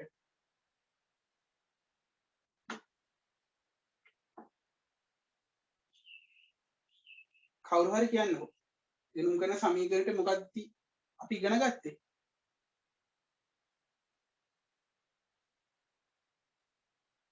මතක් වෙන්නේ නැහැ. ඔයාලා මතක නැද්ද මෙන්න මේ වගේ සමීකරණයක් ඉගෙන ගත්තා? ඔය දාන්නේ වත්කම් සමාන හිමිකම් දානවා කියන එක. හරි. පුතේ වත්කම් සමානයි හිමිකම් ධන වගකීම්. මේක ප්‍රකාශයකින් දැක්වීම තමයි මූල්‍ය තත්ත්ව ප්‍රකාශය කියලා කියන්නේ. මොකද්ද? ගිණුම් කරන සමීකරණය ප්‍රකාශයක් ආකාරයෙන් දක්වනවා. තේරුණාද? තේරුණා? ඒ කියන්නේ පුතේ අපි දැන් ලාභ හෝ අලාභ ප්‍රකාශයේ හෙව්වේ ව්‍යාපාරේ ලාභය හෝ අලාභයනේ. ඒතකොට ලාභය හෝ අලාභය හොයන්න ගත්තේ ආදායම් සහ වියදම් ගිණුම්. හරි. එතකොට ඉතුරු වෙන්නේ මොනවද? ආදායම් සහ වියදම් ගිණුම් ඉවර වුණාම වත්කම් හිමිකම් වගකීම් කියන ගිණුම් ටික. අන්නේ ගිණුම් දාලා ව්‍යාපාර ආයතනයක කිසියම් නිශ්චිත දිනකට ගොඩක් වෙලාවට මේ දිනේ ගන්නේ ගිණුම් කාලච්ඡේදයක් අවසාන දිනේ. දැන් කාලච්ඡේදය පටන් ගන්නේ ජනවාරි 1 වෙනිදා නම් අවසාන වෙන්නේ 12/31 නේ. 12/31 දිනට තියෙන වත්කම් කොච්චරක් තියෙනවද? මෙයාගේ හිමිකම කොච්චරක් තියෙනවද අවසන් දිනට තියෙන? මේ මතක තියාගන්න මේක අවසන් දිනට කියන එක. කිසියම් කාලච්ඡේදයක් අවසානයේදී මෙයාගේ කොච්චර සල්ලි තියනවද? මෙයාට කොච්චරක් මෙයාගේම වත්කම් තියනවද? මෙහෙම ඉඩම් ගොඩනැගිලි මුදල් අනම්මනම් ඔක්කොම වත්කම් තියෙනවා. මෙයාට දැන් හිතන්නකෝ කාර් එකක් තියෙනවා. ඒක ව්‍යාපාරේ නෙමෙයි. ඒක වෙන කෙනෙක් අයිති නෑ මේ ව්‍යාපාරයට. මෙයාටම අයිති වත්කම් කොච්චරක් තියෙනවද? අන්න ඒක අපි ගන්න හිමිකම් වලින්. තේරුණා? මෙයාටම අයිති වගකීම් කොච්චරක් මෙයාට වගකීම් නම් මෙයාගේම තමයි. හරි. මෙයාගේ වගකීම් කොච්චරක් තියෙනවද කියලා මෙන්න මේ දාට වගකීම් වත්කම් කොච්චරක්ද හිමිකම් කොච්චරද වගකීම් කොච්චරක්ද කියලා බලා ගන්න ඕන නම් අපි කාවද බලන්න ගිහිල්ලා මූල්‍ය තත්ත්ව ප්‍රකාශය. පුතේ ඉතින් මේ මූල්‍ය තත්ත්ව ප්‍රකාශයේ ගිණුම් කරන සමීකරණෙත් පුතේ සමානයි. දැන් මේ බලන්න ගිණුම් කරන සමීකරණයේ අවසානයේදී අපි මතක් ඇති ඔයාලට මුළු වත්කම් වල එකතුව හිමිකම් සහ වගකීම් වල එකතුවට සමාන කරා. ඒ වගේ අපි මූල්‍ය තත්ත්ව ප්‍රකාශයේ මුළු වත්කම් වල එකතුව මුළු හිමිකම් සහ වගකීම් වල එකතුවට සමාන කරනවා. දැන් අහලා ඇති account වල ගාණ බැලන්ස් උන්නේ කියලා කියන්නේ. ගාණ බැලන්ස් උන්නේ කියන්නේ මේ මූල தත්ත්ව ප්‍රකාශයේ මුළු වත්කම් වලට මුළු හිමිකම් සහ වගකීම් සමාන වෙන්න ගාණ හදාගන්න බැරි වෙනවා. හරි. ඉතින් මේ අපේ කට්ටියට මේක වෙනස් වෙන විදිහටම හදන්න පුරුදු කරවෙනවා. හරි. එතකොට මූල්‍ය தත්ත්ව ප්‍රකාශය කියන්නේ එතකොට කිසියම් නිශ්චිත දිනකට තියෙන වත්කම් ප්‍රමාණය හිමිකම් ප්‍රමාණය වගකීම් ප්‍රමාණය දැන ගැනීම සඳහා සකස් කරන මූල්‍ය ප්‍රකාශය තමයි මූල්‍ය තත්ත්ව ප්‍රකාශය කියලා කියන්නේ. එතකොට මේකේ අර උඩින් ලියන කතන්දරේ ලියන්න ඕනි. දැන් උඩින් ලියන කතන්දරේ දැන් කලින් එකේ ලිව්වේ මතකද? කලින් එකේ ලිව්වේ කාගේ හරි ව්‍යාපාරයක නමක් දාලා ABC ව්‍යාපාරය 2021 12:31 අවසන් වසර සඳහා කියලා ලිව්වේ මූල්‍ය තත්ත්ව ප්‍රකාශය නේද? ලාභ හෝ අලාභ ප්‍රකාශය අලාභ ප්‍රකාශය එහෙම ලිව්වේ. කලින් එකේ ලිව්වේ ABC ව්‍යාපාරයේ 2021 12:31 අවසන් වසර සඳහා කියන ලිව්වේ. හැබැයි දැන් මේ කියා දෙන ප්‍රකාශය කොහොම ලියන්නේ? ඒක මෙන්න මෙතන වෙනස් වෙනවා නේ. අවසන් වසර සඳහා නෙමෙයි. මෙතෙන්ට ලියන්නේ ළමයි 2021 12:31 අවසන් දිනට. ඇයි මේ එක දිනක තියෙන ප්‍රතිඵලය කියන්නේ අපි. අරක එහෙම නෙමෙයි. ඒ අවුරුද්දෙම සිද්ධ වෙච්ච ඒවා වෙනස්කම් ටික කිව්වේ. හැබැයි මේ දැන් ඔයාගෙන් අහනවා මම සල්ලි දෙන්න කර්ස් එකේ සල්ලි කීයක් තියෙනවද කියලා. අදට කීයක්? අද ඔයාගේ එක ගාණක්. හෙට ඔයාගේ තව ගාණක්. ඉන්නේ යගේ එක දවසකට තියෙන වත්කම් ප්‍රමාණය වෙනස් වෙනවානේ. හරි? එතකොට මේ මූල දත්ත ප්‍රකාශයත් හදන්නේ එක දවසකට. තේරුණානේ? ඔය MCQ වලට එහෙම හයි එක දිනකට හදන ප්‍රකාශය මොකක්ද කියලා. ඒක තමයි මූල තත්ත්ව ප්‍රකාශය. තේරුණානේ? අවසන් දිනට ඊට පස්සේ මූල්‍ය තත්ත්ව ප්‍රකාශය කියලා ලියනවා. තුන්වෙනි රූලේ. මූල්‍ය තත්ත්ව ප්‍රකාශය. මූල්‍ය තත්ත්ව ප්‍රකාශය. හරි. ඔන්න මම ඔය ලියන කතන්දරේ කියා දුන්නා. දැන් මූල්‍ය තත්ත්ව ප්‍රකාශය අඳින හැටි කියා දෙන්නම්. ඒකෙත් පුතේ ඉස්සෙල්ලාම රූල් 3ක් අඳින්න ඕනි. මූල්‍ය තත්ත්ව ප්‍රකාශයේ ඉස්සෙල්ලාම රූල් 3ක් ඇඳින්න ඕනි. බලා ගන්න හොඳට. මෙන්න මෙහෙම අර කතන්දරේ උඩින් ලියලා මෙහෙම කතන්දරේ උඩින් ලියලා මේ විදිහට රූල් 3ක් අඳිනවා. හරිද? මේ මූල තත්ත්ව ප්‍රකාශක ආකෘතියක් ගහන්න. එනවනේ. රූල් 3ක් අඳිනවා. ඇඳලා ඔයාලට දැන් මේ ගානේ නම් නෑ මේ රූල් 3ට මේවා මුකුත් නැහැ. සාමාන්‍යයෙන් ඊළඟ පාඩමේදී තමයි රූල් 3ට මේවා තියෙන්නේ. හරිද? එතකොට මේ පාඩමේදී මෙන්න මේ රූල් එක කියන්න යන්නේ නැහැ. ඒ නිසා මේ පාඩමේදී අපිට රූල් දෙකක් දැනට ඇති. මම ඔයාලට මතකද ලාභ හොයා ප්‍රකාශිත මුල් දවස්වල රූල් දෙකයිනේ කියා දුන්නේ. ඒ වගේ මම මේ පාඩමට මූල තත්ත්ව ප්‍රකාශයට රූල් දෙකක් විතරක් ගන්නම්. හරිද? ඊට පස්සේ මම රූල් 3ක් එන්න ඕනේ තැනදී මම ඒක ඒ විදිහට කියලා දෙන්නම්. හරිද? ඉස්සලාම ඔයාලා මේ දැනට රූල් දෙකක් විතරක් ගහගන්න. හරි. ඒතර මූල තත්ත්ව ප්‍රකාශය ඔයාලා දන්නවා පෙන්වුම් කරන්නේ ගිණුම් කරන සමීකරණේ ඒ සමීකරණ ලියාගන්නේ පුතේ උඩ ඉඳන් පහළට මෙන්න මේ විදිහට වත්කම් තියෙනවා. ඊට පස්සේ හිමිකම් තියෙනවා. ඊළඟට මොනවද තියෙන්නේ? වගකීම් තියෙනවා. වත්කම් සමානයි හිමිකම් ධන වගකීම්. දැන් ඕක මේ සමාන කතන්දර එහෙම දාන්නේ නැහැ. හරිද? ඒතර මූල්‍ය තත්ත්ව ප්‍රකාශයේ ඔන්න ඔය ටික තමයි තියෙන්නේ. මූල්‍ය තත්ත්ව ප්‍රකාශයේ මේ වත්කම් කොටස් දෙකකට බෙදෙනවා. දන්නවා වත්කම් කොටස් දෙකයි. මොනවාද? ජංගම සහ ජංගම නොවන වත්කම්. වගකීමුත් එහෙමයි. ජංගම සහ ජංගම නොවන වගකීම් කියලා කොටස් දෙකකට බෙදා ගන්නවා. හරිද? වත්කම් යටතේ ඉස්සෙල්ලාම ලියන්නේ ජංගම නොවන වත්කම්. ජංගම නොවන වත්කම්. තේරුණා? ඉස්සෙල්ලාම ගන්න හැබැයි ජංගම නොවන වත්කම්. තේරුණාද? වත්කම් යටතේ ඉස්සෙල්ලාම ගන්න ජංගම නොවන වත්කම්. ඊට පස්සේ ජංගම වත්කම්. ජංගම වත්කම්.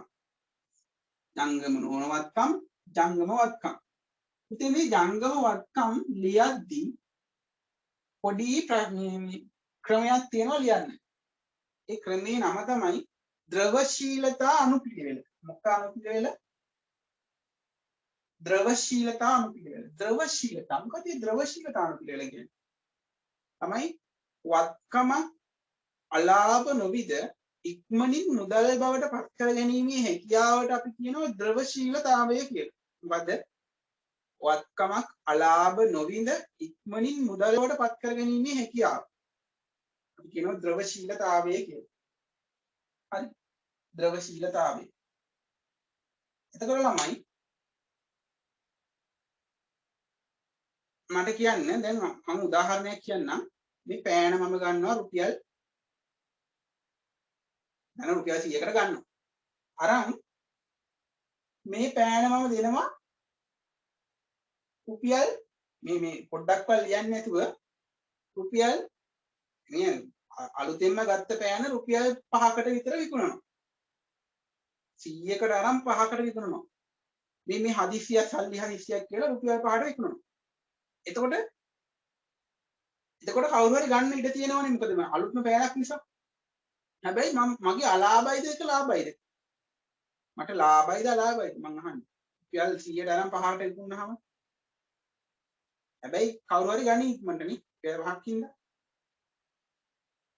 පොතේ වත්කම ඉක්මනට විකුණන ගන්න පුළුවන් ගාන අඩුවෙන් දුන්නාම හැබැයි අලාභයට දීලා හරියන්නේ නැහැ. හරි. ඒතර ද්‍රවශීලතාවය කියන්නේ වත්කමක් විකින ගන්න පුළුවන් ඉක්මන. ද්‍රවශීලතාවය කියන්නේ ඒක. එහෙම නැත්නම් වත්කමක් මුදල් බවට පත් කරගැනීමේ ඉක්මන. දැන් ඔයාට වාහනයක් දැන් මෙතන කියන්නේ වත්කමක් විකුණ ගන්න පුළුවන්ද බැරිද? ඉක්මනට විකුණන්න පුළුවන්ද බැරිද? එච්චරයි කතාව. දැන් ඔයා අලුතෙන් කම්පියුටරයක් ගන්නවා. ඒක ආයෙ නැවත විකුණන්න පුළුවන්ද බැරිද? ඒ වගේ. හරිද? දැන් මෙතනදී පුතේ ව්‍යාපාරයේ තියෙන බඩු තොගය තියෙනවනේ. බඩු තොගය. අන්නේ බඩු තොගය තමයි ඉස්සෙල්ලාම විකුණ ගන්න බඩු තොගය පොඩ්ඩක් විකුණ ගන්න අමාරුයි කියලා කියන්නේ. හරිද? බඩු තොගය පොඩ්ඩක් ගන්න අමාරුයි. ඒකනේ දැන් හැමෝම ඇඩ් දාගන්නේ නේ. ඊට පස්සේ ඊට වඩා පොඩ්ඩක් ලේසිලු ණය ගැතියන්ගෙන් සල්ලි ගන්න. හරිද? ඊට වඩා පොඩ්ඩක් ලේසිලු ණය ගැතියන්ගෙන් සල්ලි ගන්න එක. ඒ කොහොමද එයාලා පස්සේ සල්ලි දෙනවනේ. ඒ වගේ. ඊට පස්සේ හැබැයි මුදලක් දැන් මුදලක් ආපහු සල්ලි බවට පත් කරන්න ඕනේ නෑනේ. මුදලක් ආපහු සල්ලි බවට පත් කරන්න ඕනේ නෑ. මුදලේ ද්‍රවශීලතාවය අගේ ළමයි 100යි. 100ට 100යි. දැන් අර ගින්දර වල උෂ්ණත්වයේ සෙල්සියස් අංශක අර 17ද කොයිද කියනවනේ. ඒ වගේ තමයි මුදලේ ද්‍රවශීලතාවය 100යි. يعني වත්කම මුදල් බවට පත් කර ගැනීමේ හැකියාව ද්‍රවශීලතාවය කියන්නේ. එතකොට මුදලක් බවට පත් කරන්න ආයෙ නිකුත් කරන්න දෙයක් නැහැ නේ. එහෙම තොගයක් වත්කම මේ මුදල් බවට පත් කරන්න නම් තොගය විකුණලා සල්ලි හම්බෙන්න ඕනේ. එතකොට ගොඩාක් දවස් යනවා අපිට.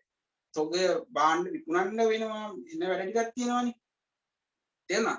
එතකොට මේ ජංගම වත්කම් ලියන්නේ ළමයි ද්‍රවශීලතා අනුපිළිවෙලට. ඒ අනුපිළිවෙල කියන්නේ යට ඉඳන් උඩට. ද්‍රවශීලතාවයේ වැඩිම වත්කම තමයි යටම ලියන්නේ. ද්‍රවශීලතාවයේ අඩුම වත්කම තමයි උඩ ලියන්නේ. ඉතින් ද්‍රවශීලතාවයේ වැඩිම වත්කම මොකක්ද දැන් ව්‍යාපාරවල මම කියව විදිහට? මුදල්නේ. මෙතන හොඳටම මතක තියාගන්න ජංගම වත්කම් විතරයි මෙන්න මුදල්. ද්‍රවශීලතාවයේ අඩුම වත්කම තමයි තොගය. දැන් තොගය. හරිද?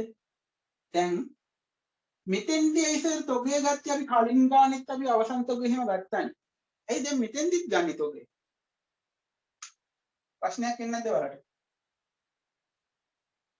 මම කිව්වනේ අර මූල්‍ය ප්‍රකාශ ලාභ හෝ අලාභ ප්‍රකාශයට කිසිම දෙයක් මේකට එන්නේ නැහැ.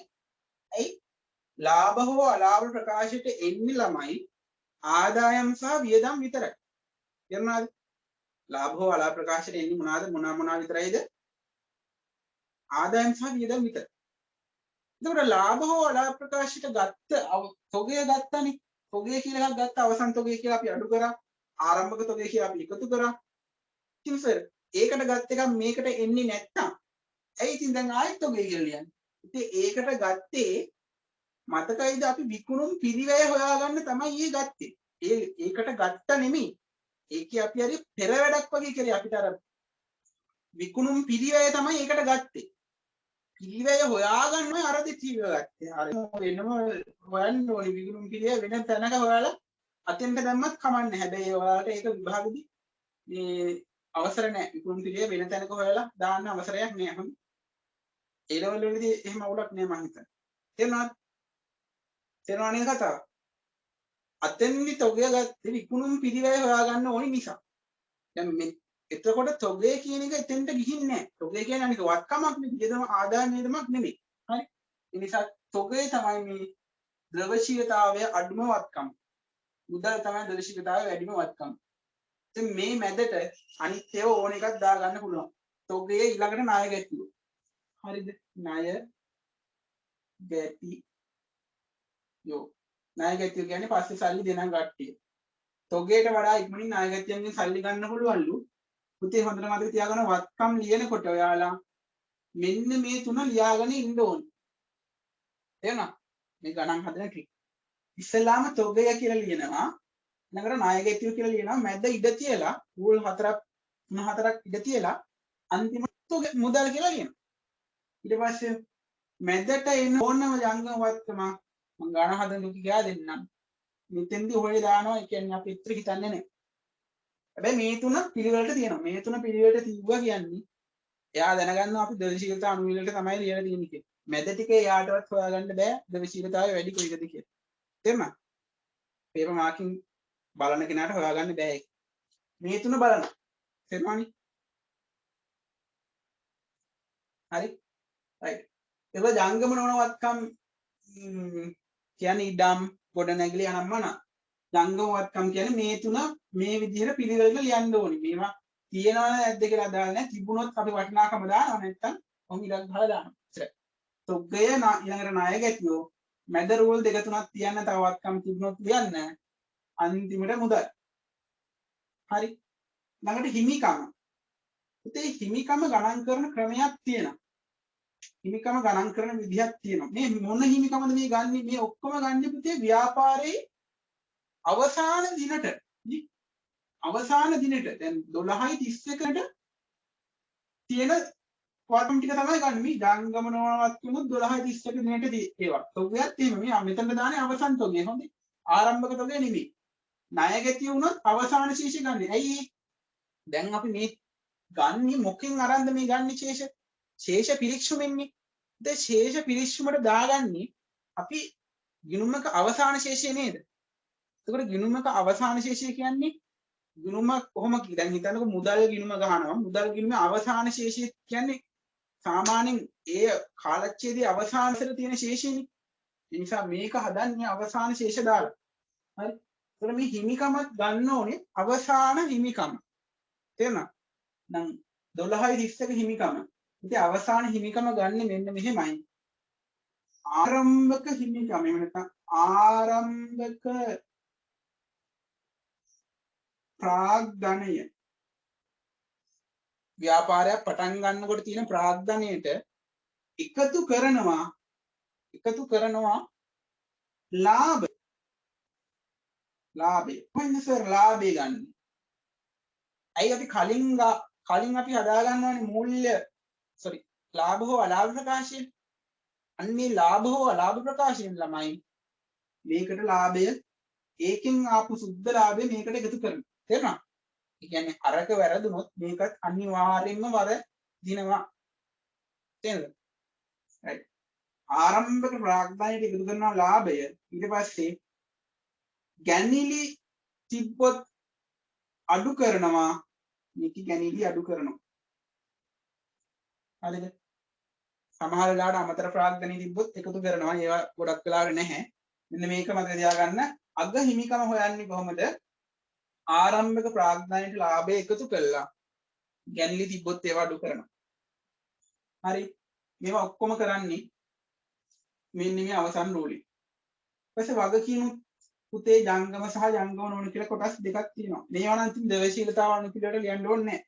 ඉස්සෙල්ලාම ජංගම නොවන වගකීම් ලියනවා. නොවන වගකීම් නොවන වගකීම් ඊළඟට ජංගම නොවන වගකීම් කියන්නේ මොකක්ද? වසරකට වඩා වැඩි කාලයක් තුළ පවත්වගෙන යන වගකීම්. උදාහරණයක් බැංකු ණය. ඊට පස්සේ ජංගම වගකීම්. ජංගම වගකීම් කියන්නේ වසරකට වඩා අඩු කාලයක් තුළදී බේරුම් කරන්න පුළුවන් ඕනේ වගකීම්. උදාහරණයක් ණය හිමියෝ. මේවා දෙවශීලතානුපිළිවෙල ලියන්න ඕනේ නැහැ. මේවා තියෙන පිළිවෙලකට ලියන්න ඕනේ. මෙන්න මේ ජංගම වත්කම් විතරයි දෙවශීලතානුපිළිවෙලට ලියන්න ඕනේ. හරිද? එච්චරයි ඔයාලට දැනට දැනගන්න තියෙන්නේ. මේක ගානක් කරනකොට ලස්සනට පැහැදිලිව පැහැදිලි වෙනවා. පිටු අංක 25 තියෙනවා මූල තත්ත්ව ප්‍රකාශයක්. අපි ඒක බලලා ඉමු. පිටු අංක 25 බෙල්ල ගන්න. පිටු අංක 25.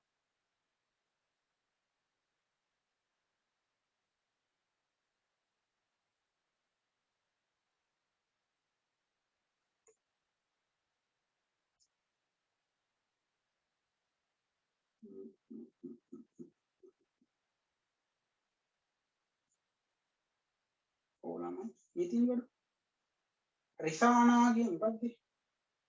රෙහන්සා ව්‍යාපාරයේ 2017 12 31 වෙනිදා මූල තත්ත්ව ප්‍රකාශය දැක්කනේ.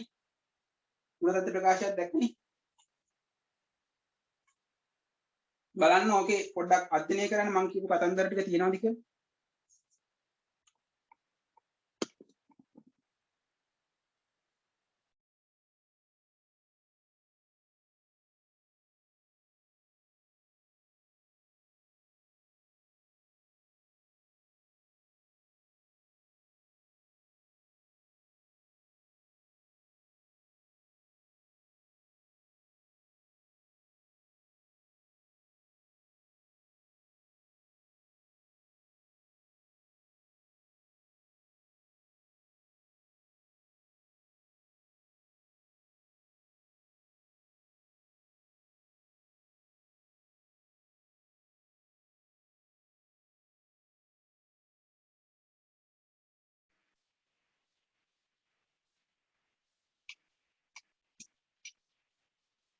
පේනව නේද?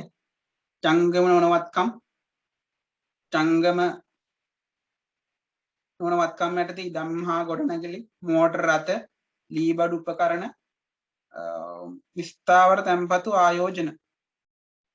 පුතාලට පේනව නේද? මගේ කර්සර් එක පේනවනේ. ඒක ඉදම් හා ගොඩනැගිලි මෝටර රථ ලීබඩු උපකරණ තියෙන්නේ පළවෙනි රූලේ. දැක්කද? දැක්ක නේද? ඔව් නම් ඔව් කියන්න එපා මොකද දැම්මට ඇහෙන්නේ. ඇහෙන්නේ කියන්නේ මේ ස්පීකර් අයින් කරා. ස්පීකර් මේ වල කේස් එකක් මේ ෆෝන් එකේ බැටරි වෙහලා ඒකත් අයින් වුණා. දැම්මට ඔව් නම් මෙසේජ් විතරක් දාන්න. හරිද? දැන් මම කියන දේ පුතාලට පේනවා ඇති. පළවෙනි රූලේ තමයි තියෙන්නේ ඉදම් හා ගොඩනැගිලි මෝටර රථ ලීබඩු උපකරණ. ඒ ටිකේ ඒ තුනේ එකතුව තමයි පුතේ මේ දෙවෙනි රූලෙට දාලා තියෙන්නේ. හරිද? එතකොට මේ ඇයි මේ ස්ථාවර තැන්පතු ආයෝජන කියන එක මම ඇහෙනව නේද ඔයාලට? ස්ථාවර තැන්පතු එහෙම නැත්නම් හෝ ආයෝජන කියන එක තුන්වෙනි රූලෙට කෙලින්ම දාලා තියෙන්නේ. පුතේ මේ ස්ථාවර තැන්පතු ආයෝජන කියන්නේ අල්ලන්න බැරි වත්කම්ලු. මොනවාද ඒවට කියනවා ඉංග්‍රීසියෙන් නෙමෙයි සිංහලෙන් අස්පෘශ්‍ය වත්කම්. හරි අස්පෘශ්‍ය වත්කම් තිබ්බොත් ස්ථාවර තැන්පතුවක් ආයෝජනයක් වගේ අස්පෘශ්‍ය වත්කම තිබ්බොත් කෙලින්ම දෙවෙනි රූලෙට දාගන්න පුළුවන්. හරිද? ඊළඟට බලන්න ජංගම වත්කම් වල අවසාන තොගය. මේ මං කිව්වේ තොගය තමයි ඉස්සෙල්ලාම ලියන්න ඕනේ. ඊළඟට ණය ගැතියෝ ඊළඟට දෙවෙනියට ණය ගැතියෝ ලියන්න ඕනේ. ඊට පස්සේ අන්තිමට බලන්න තියෙන එක මුදල්. නේ අන්තිමට මුදල්. ඊට ඊට මැදින් ලැබිය යුතු ආදායම් බැංකු වගේ ඒවා තියෙනවා. right ඊට පස්සේ මුළු වත්කම් මේ දෙක එකතුව මුළු වත්කම් කියලා මේකේ දාගන්න ඕනේ. හරි මුළු වත්කම් කියලා දෙකේ එකතුව කියන්නේ ජංගම නොවන වත්කම් සහ ජංගම වත්කම් වල එකතුව මුළු වත්කම් කියලා මේකේ දාන්න ඕනේ. දෙවෙනි රූලෙත් නේ ජංගම නොවන වත්කම් සහ ජංගම වත්කම් වල එකතුව මුළු වත්කම් කියලා ලියනවා. ඊට පස්සේ පුතේ පල්ලට ගිහිල්ලා බලමු. මේ හිමිකම් සහ වගකීම් කියලා එකක් ගන්නවා. ඒකට ආරම්භක ප්‍රාග්ධනය ඊට පස්සේ ආරම්භ ප්‍රාග්ධනයට එකතු කරනවා සුද්ධ ලාභේ මං කිව්වේ කලින් අපි හොයාගත්ත සුද්ධ ලාභය එකතු කළා. එකකින් අඩු කරනවා ගැනිලි. ඊට පස්සේ ඒකත් ගැනිලි අඩු කළාට පස්සේ ඒක යවනවා ඊළඟ රූලට. ඊට පස්සේ ජංගම නොවන වගකීම් ටික අරන් ඒව එකතුව ඊළඟ රූලට දාගන්නවා. ජංගම වගකීම් ටිකත් එහෙම දාලවා ඒව එකතුව ඊළඟට රූලට දානවා. ඊළඟට මුළු හිමිකම් සහ වගකීම් මං කිව්වේ අර ගිණුම් කරන සමීකරණය සමාන වෙන්නේ එක පැත්තක තියෙනවා වගකීම් සහ හිමිකම් කියන එක. ඒකට මෙතන එන ගාන මේ මුළු හිමිකම් හා වගකීම් වලට එන ගාන සමාන වෙනවා මුළු වත්කම් වලට එන ගානට. ඔක තමයි මූල්‍ය තත්ත්ව ප්‍රකාශය කියලා අපි හදන්නේ.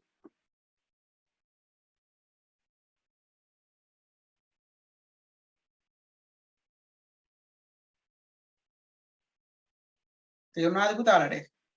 මූල්‍ය තත්ත්ව ප්‍රකාශයේ පොඩි දල අයිඩියාවක් ආවද? ඔව් නම් මෙහෙම ඔව් කියලා ඔහොම දාන්න. මට දැන් ඔව් කිව්වට ඇහෙන්නේ නැහැ. දැන් ඔයාලා අන්මියුට් කරලා කතා කරාට මට ඇහෙන්නේ නැහැ මේ. හරි මගේ ස්පීකර් පොඩි අවුලක් තියෙනවා. හරි. thank you. හරි අපි යන් ටියුට් එකට. ටියුට් එකේ පිටු අංක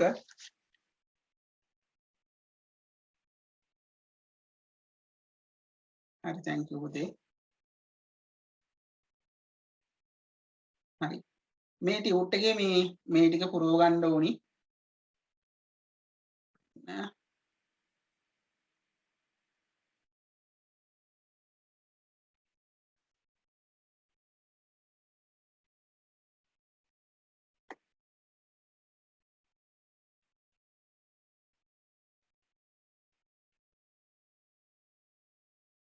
මූල තත්ත්ව ප්‍රකාශය කියලා පිටුවක් තියෙනව නේද? පිටු අංක 18 බලන්න. මූල තත්ත්ව ප්‍රකාශය කියලා පිටුවක් තියෙනවනේ. ඔයාලගේ.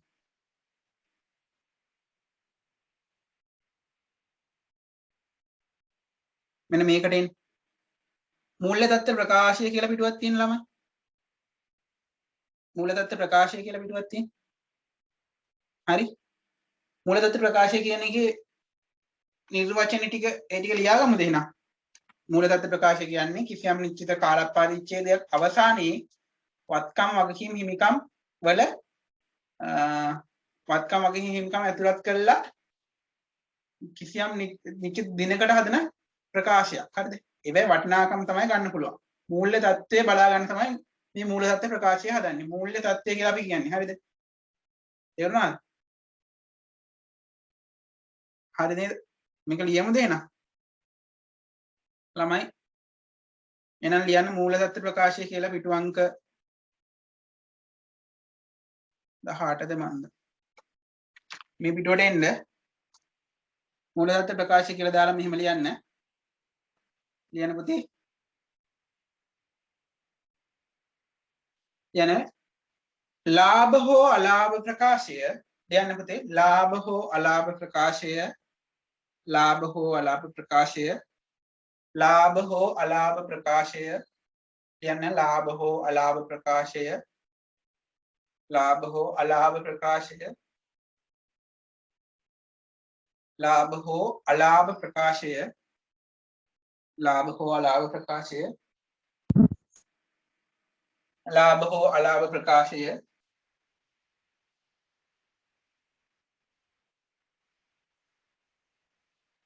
ලාභ හෝ අලාභ ප්‍රකාශය පිළියෙල කිරීමෙන්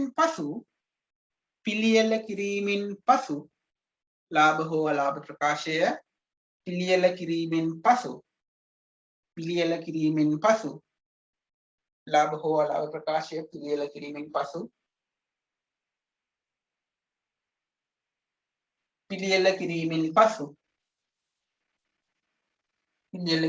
පසු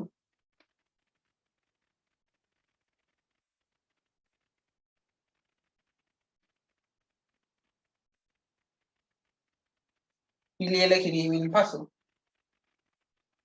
ලාභ හෝ අලාභ ප්‍රකාශය පිළියෙල කිරීමෙන් පසු ශේෂ පිරික්සුමේ शेष පිරික්සුමේ लाभ हो अलाभ प्रकाशයේ පිළියෙල කිරීමෙන් පසු शेष පිරික්සුමේ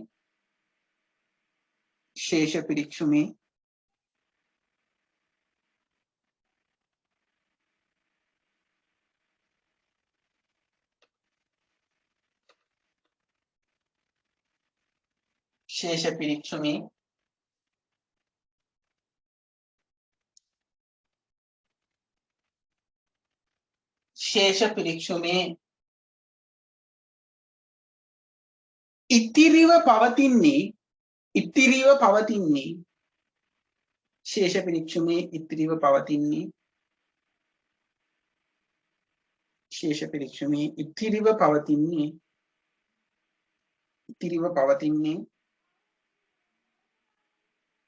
ශේෂ පිරික්සුමේ ඉතිරිව පවතින්නේ හරි ශේෂ පිරික්සුමක ගිණුම් වර්ග පහක් තියෙනවා ළමයි මේ අහගන්න ලියන්න එපා ශේෂ පිරික්සුමේ පහක් තියෙනවා වත්කම් වගකීම් හිමිකම් ආදායම් වියදම් වත්කම් ගිණුම් වියදම් ගිණුම් ලාභ හෝ අලාභ ප්‍රකාශයට යනවා ඉතිරිව පවතින්නේ මොනවාද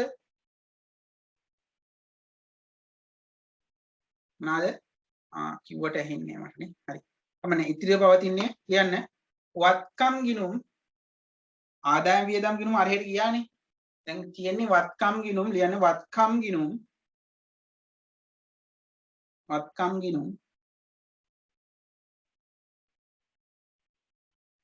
ලියන්න වත්කම් ගිණුම්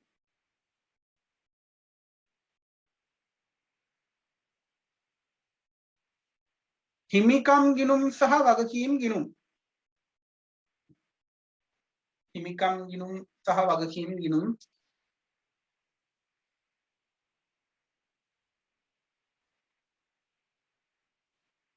හිමිකම් ගිණුම් සහ වගකීම් ගිණුම් වේ වත්කම් ගිණුම් හිමිකම් ගිණුම් සහ වගකීම් ගිණුම් වේ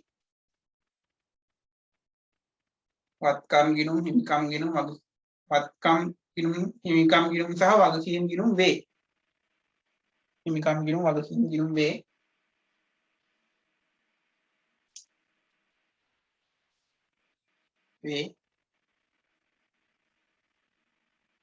හරිද ඊට පස්සේ ලියන්න මේ වත්කම් ගිණුම් හිමිකම් ගිණුම් වගකීම් ගිණුම් වේ හරිනේ පස්සේ එම ශේෂ ඇතුළත් කර මොකද්ද දැන් එම ශේෂ කියන්නේ වත්කම් ගිණුම් හිමිකම් ගිණුම් වගකීම් ගිණුම් එන්නේ ශේෂ ඇතුළත් කර එම ශේෂ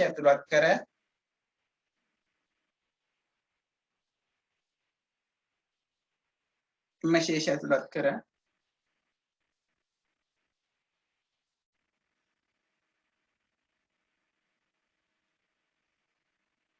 කිසියම් නිශ්චිත දිනකට එම ශේෂ ඇතුළත් කර කිසියම් නිශ්චිත දිනකට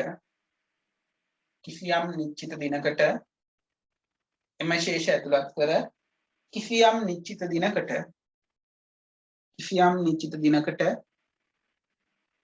එම ශේෂ ඇතුළත් කර කිසියම් නිශ්චිත දිනකට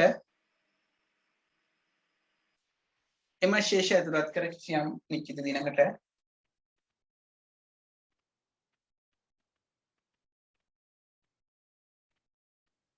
කිසියම් නිශ්චිත දිනකට එම ශේෂ ඇතුළත් කර කිසියම් නිශ්චිත දිනකට මොකද පුතේ හදන්නේ නිශ්චිත දිනකට මොකද හදන්නේ මූල්‍ය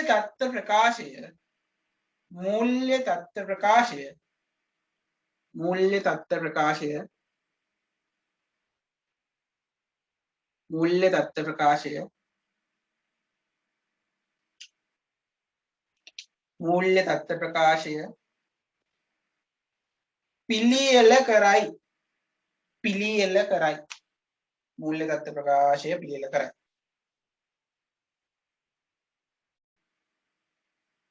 මූල්‍ය තත්ත්ව ප්‍රකාශය පිළියෙල කරයි හරිද හරිනේ right ටියුට් එකේ යටින් මෙහෙම කියනවා ලාභ හෝ අලාභ ප්‍රකාශය පිළියෙල ඇති හරි හරි චුටි ඉන්න. පිළියෙල කරයි. තව ටිකක් ලියාගමු ඉතින්. මේ දන්න කතන්දර ටිකක් තියෙන්නේ. බලන්නකො ඉතින්. දැන් ඊළඟ දවසේ මම ඔය ශේෂ පිරිච්චුමක් දීලා ඒකෙන් ලාභ හෝ අලාභ ප්‍රකාශකුත් හදලා මූල්‍ය තත්ත්ව ප්‍රකාශකුත් හදමු. හරි? මොකක් හරි කරමු. එතකොට ඊළඟ දවසේ කියන්නේ කවද්ද? ඊළඟ දවසේ කියන්නේ කවද්ද එතකොට? සඳුදා. සඳුදා මේ ටික ඉතුරු ටික කතා කරමු. එහෙනම් සඳුදා 11 වෙනි සඳුදා හවස 5 සිට 7 දක්වා 5 සිට 7 දක්වා නේද මං කියන්නේ? ඔව්. සඳුදා 5 සිට 7 දක්වා කරමු එහෙනම්. 5 සිට ඉන්න ඒ ඉඳන් ළමයි ඒක 5 මාරු වුණාට අවුලක් නැද්ද? මොකද මට 5ට ඉවර වෙනවා 10 වසර. මම 3 5 එකක් දාගත්තා. 5 මාර 7 මාර අවුලක් නැද්ද? අවුලක් නැහැ නේ. ඒක පොඩ්ඩක් පැය භාගයක් පස්සට ඇද්දා 5:30 ඉඳන් එහෙනම් කරමු. හරි 5:30 7:30 5:30 7:30 කොහොම කරමු. මොකද 3 5 මම එක පන්තියක් කරනවා. ඒක පැය භාගයක් බ්‍රේක් එකක් වගේ. හරි 5:30 7:30 එහෙනම් මම ගෲප් එකට දාන්නම්. මොනවා හරි එදාට වෙන පන්තියක් තියෙනවා නම් පොඩ්ඩක් මට කියන්න. එතකොට පන්තිය අනිවාර්යෙන් මේවා කරන්න ඕනේ ඉතින්. හරි නේද එතකොට? right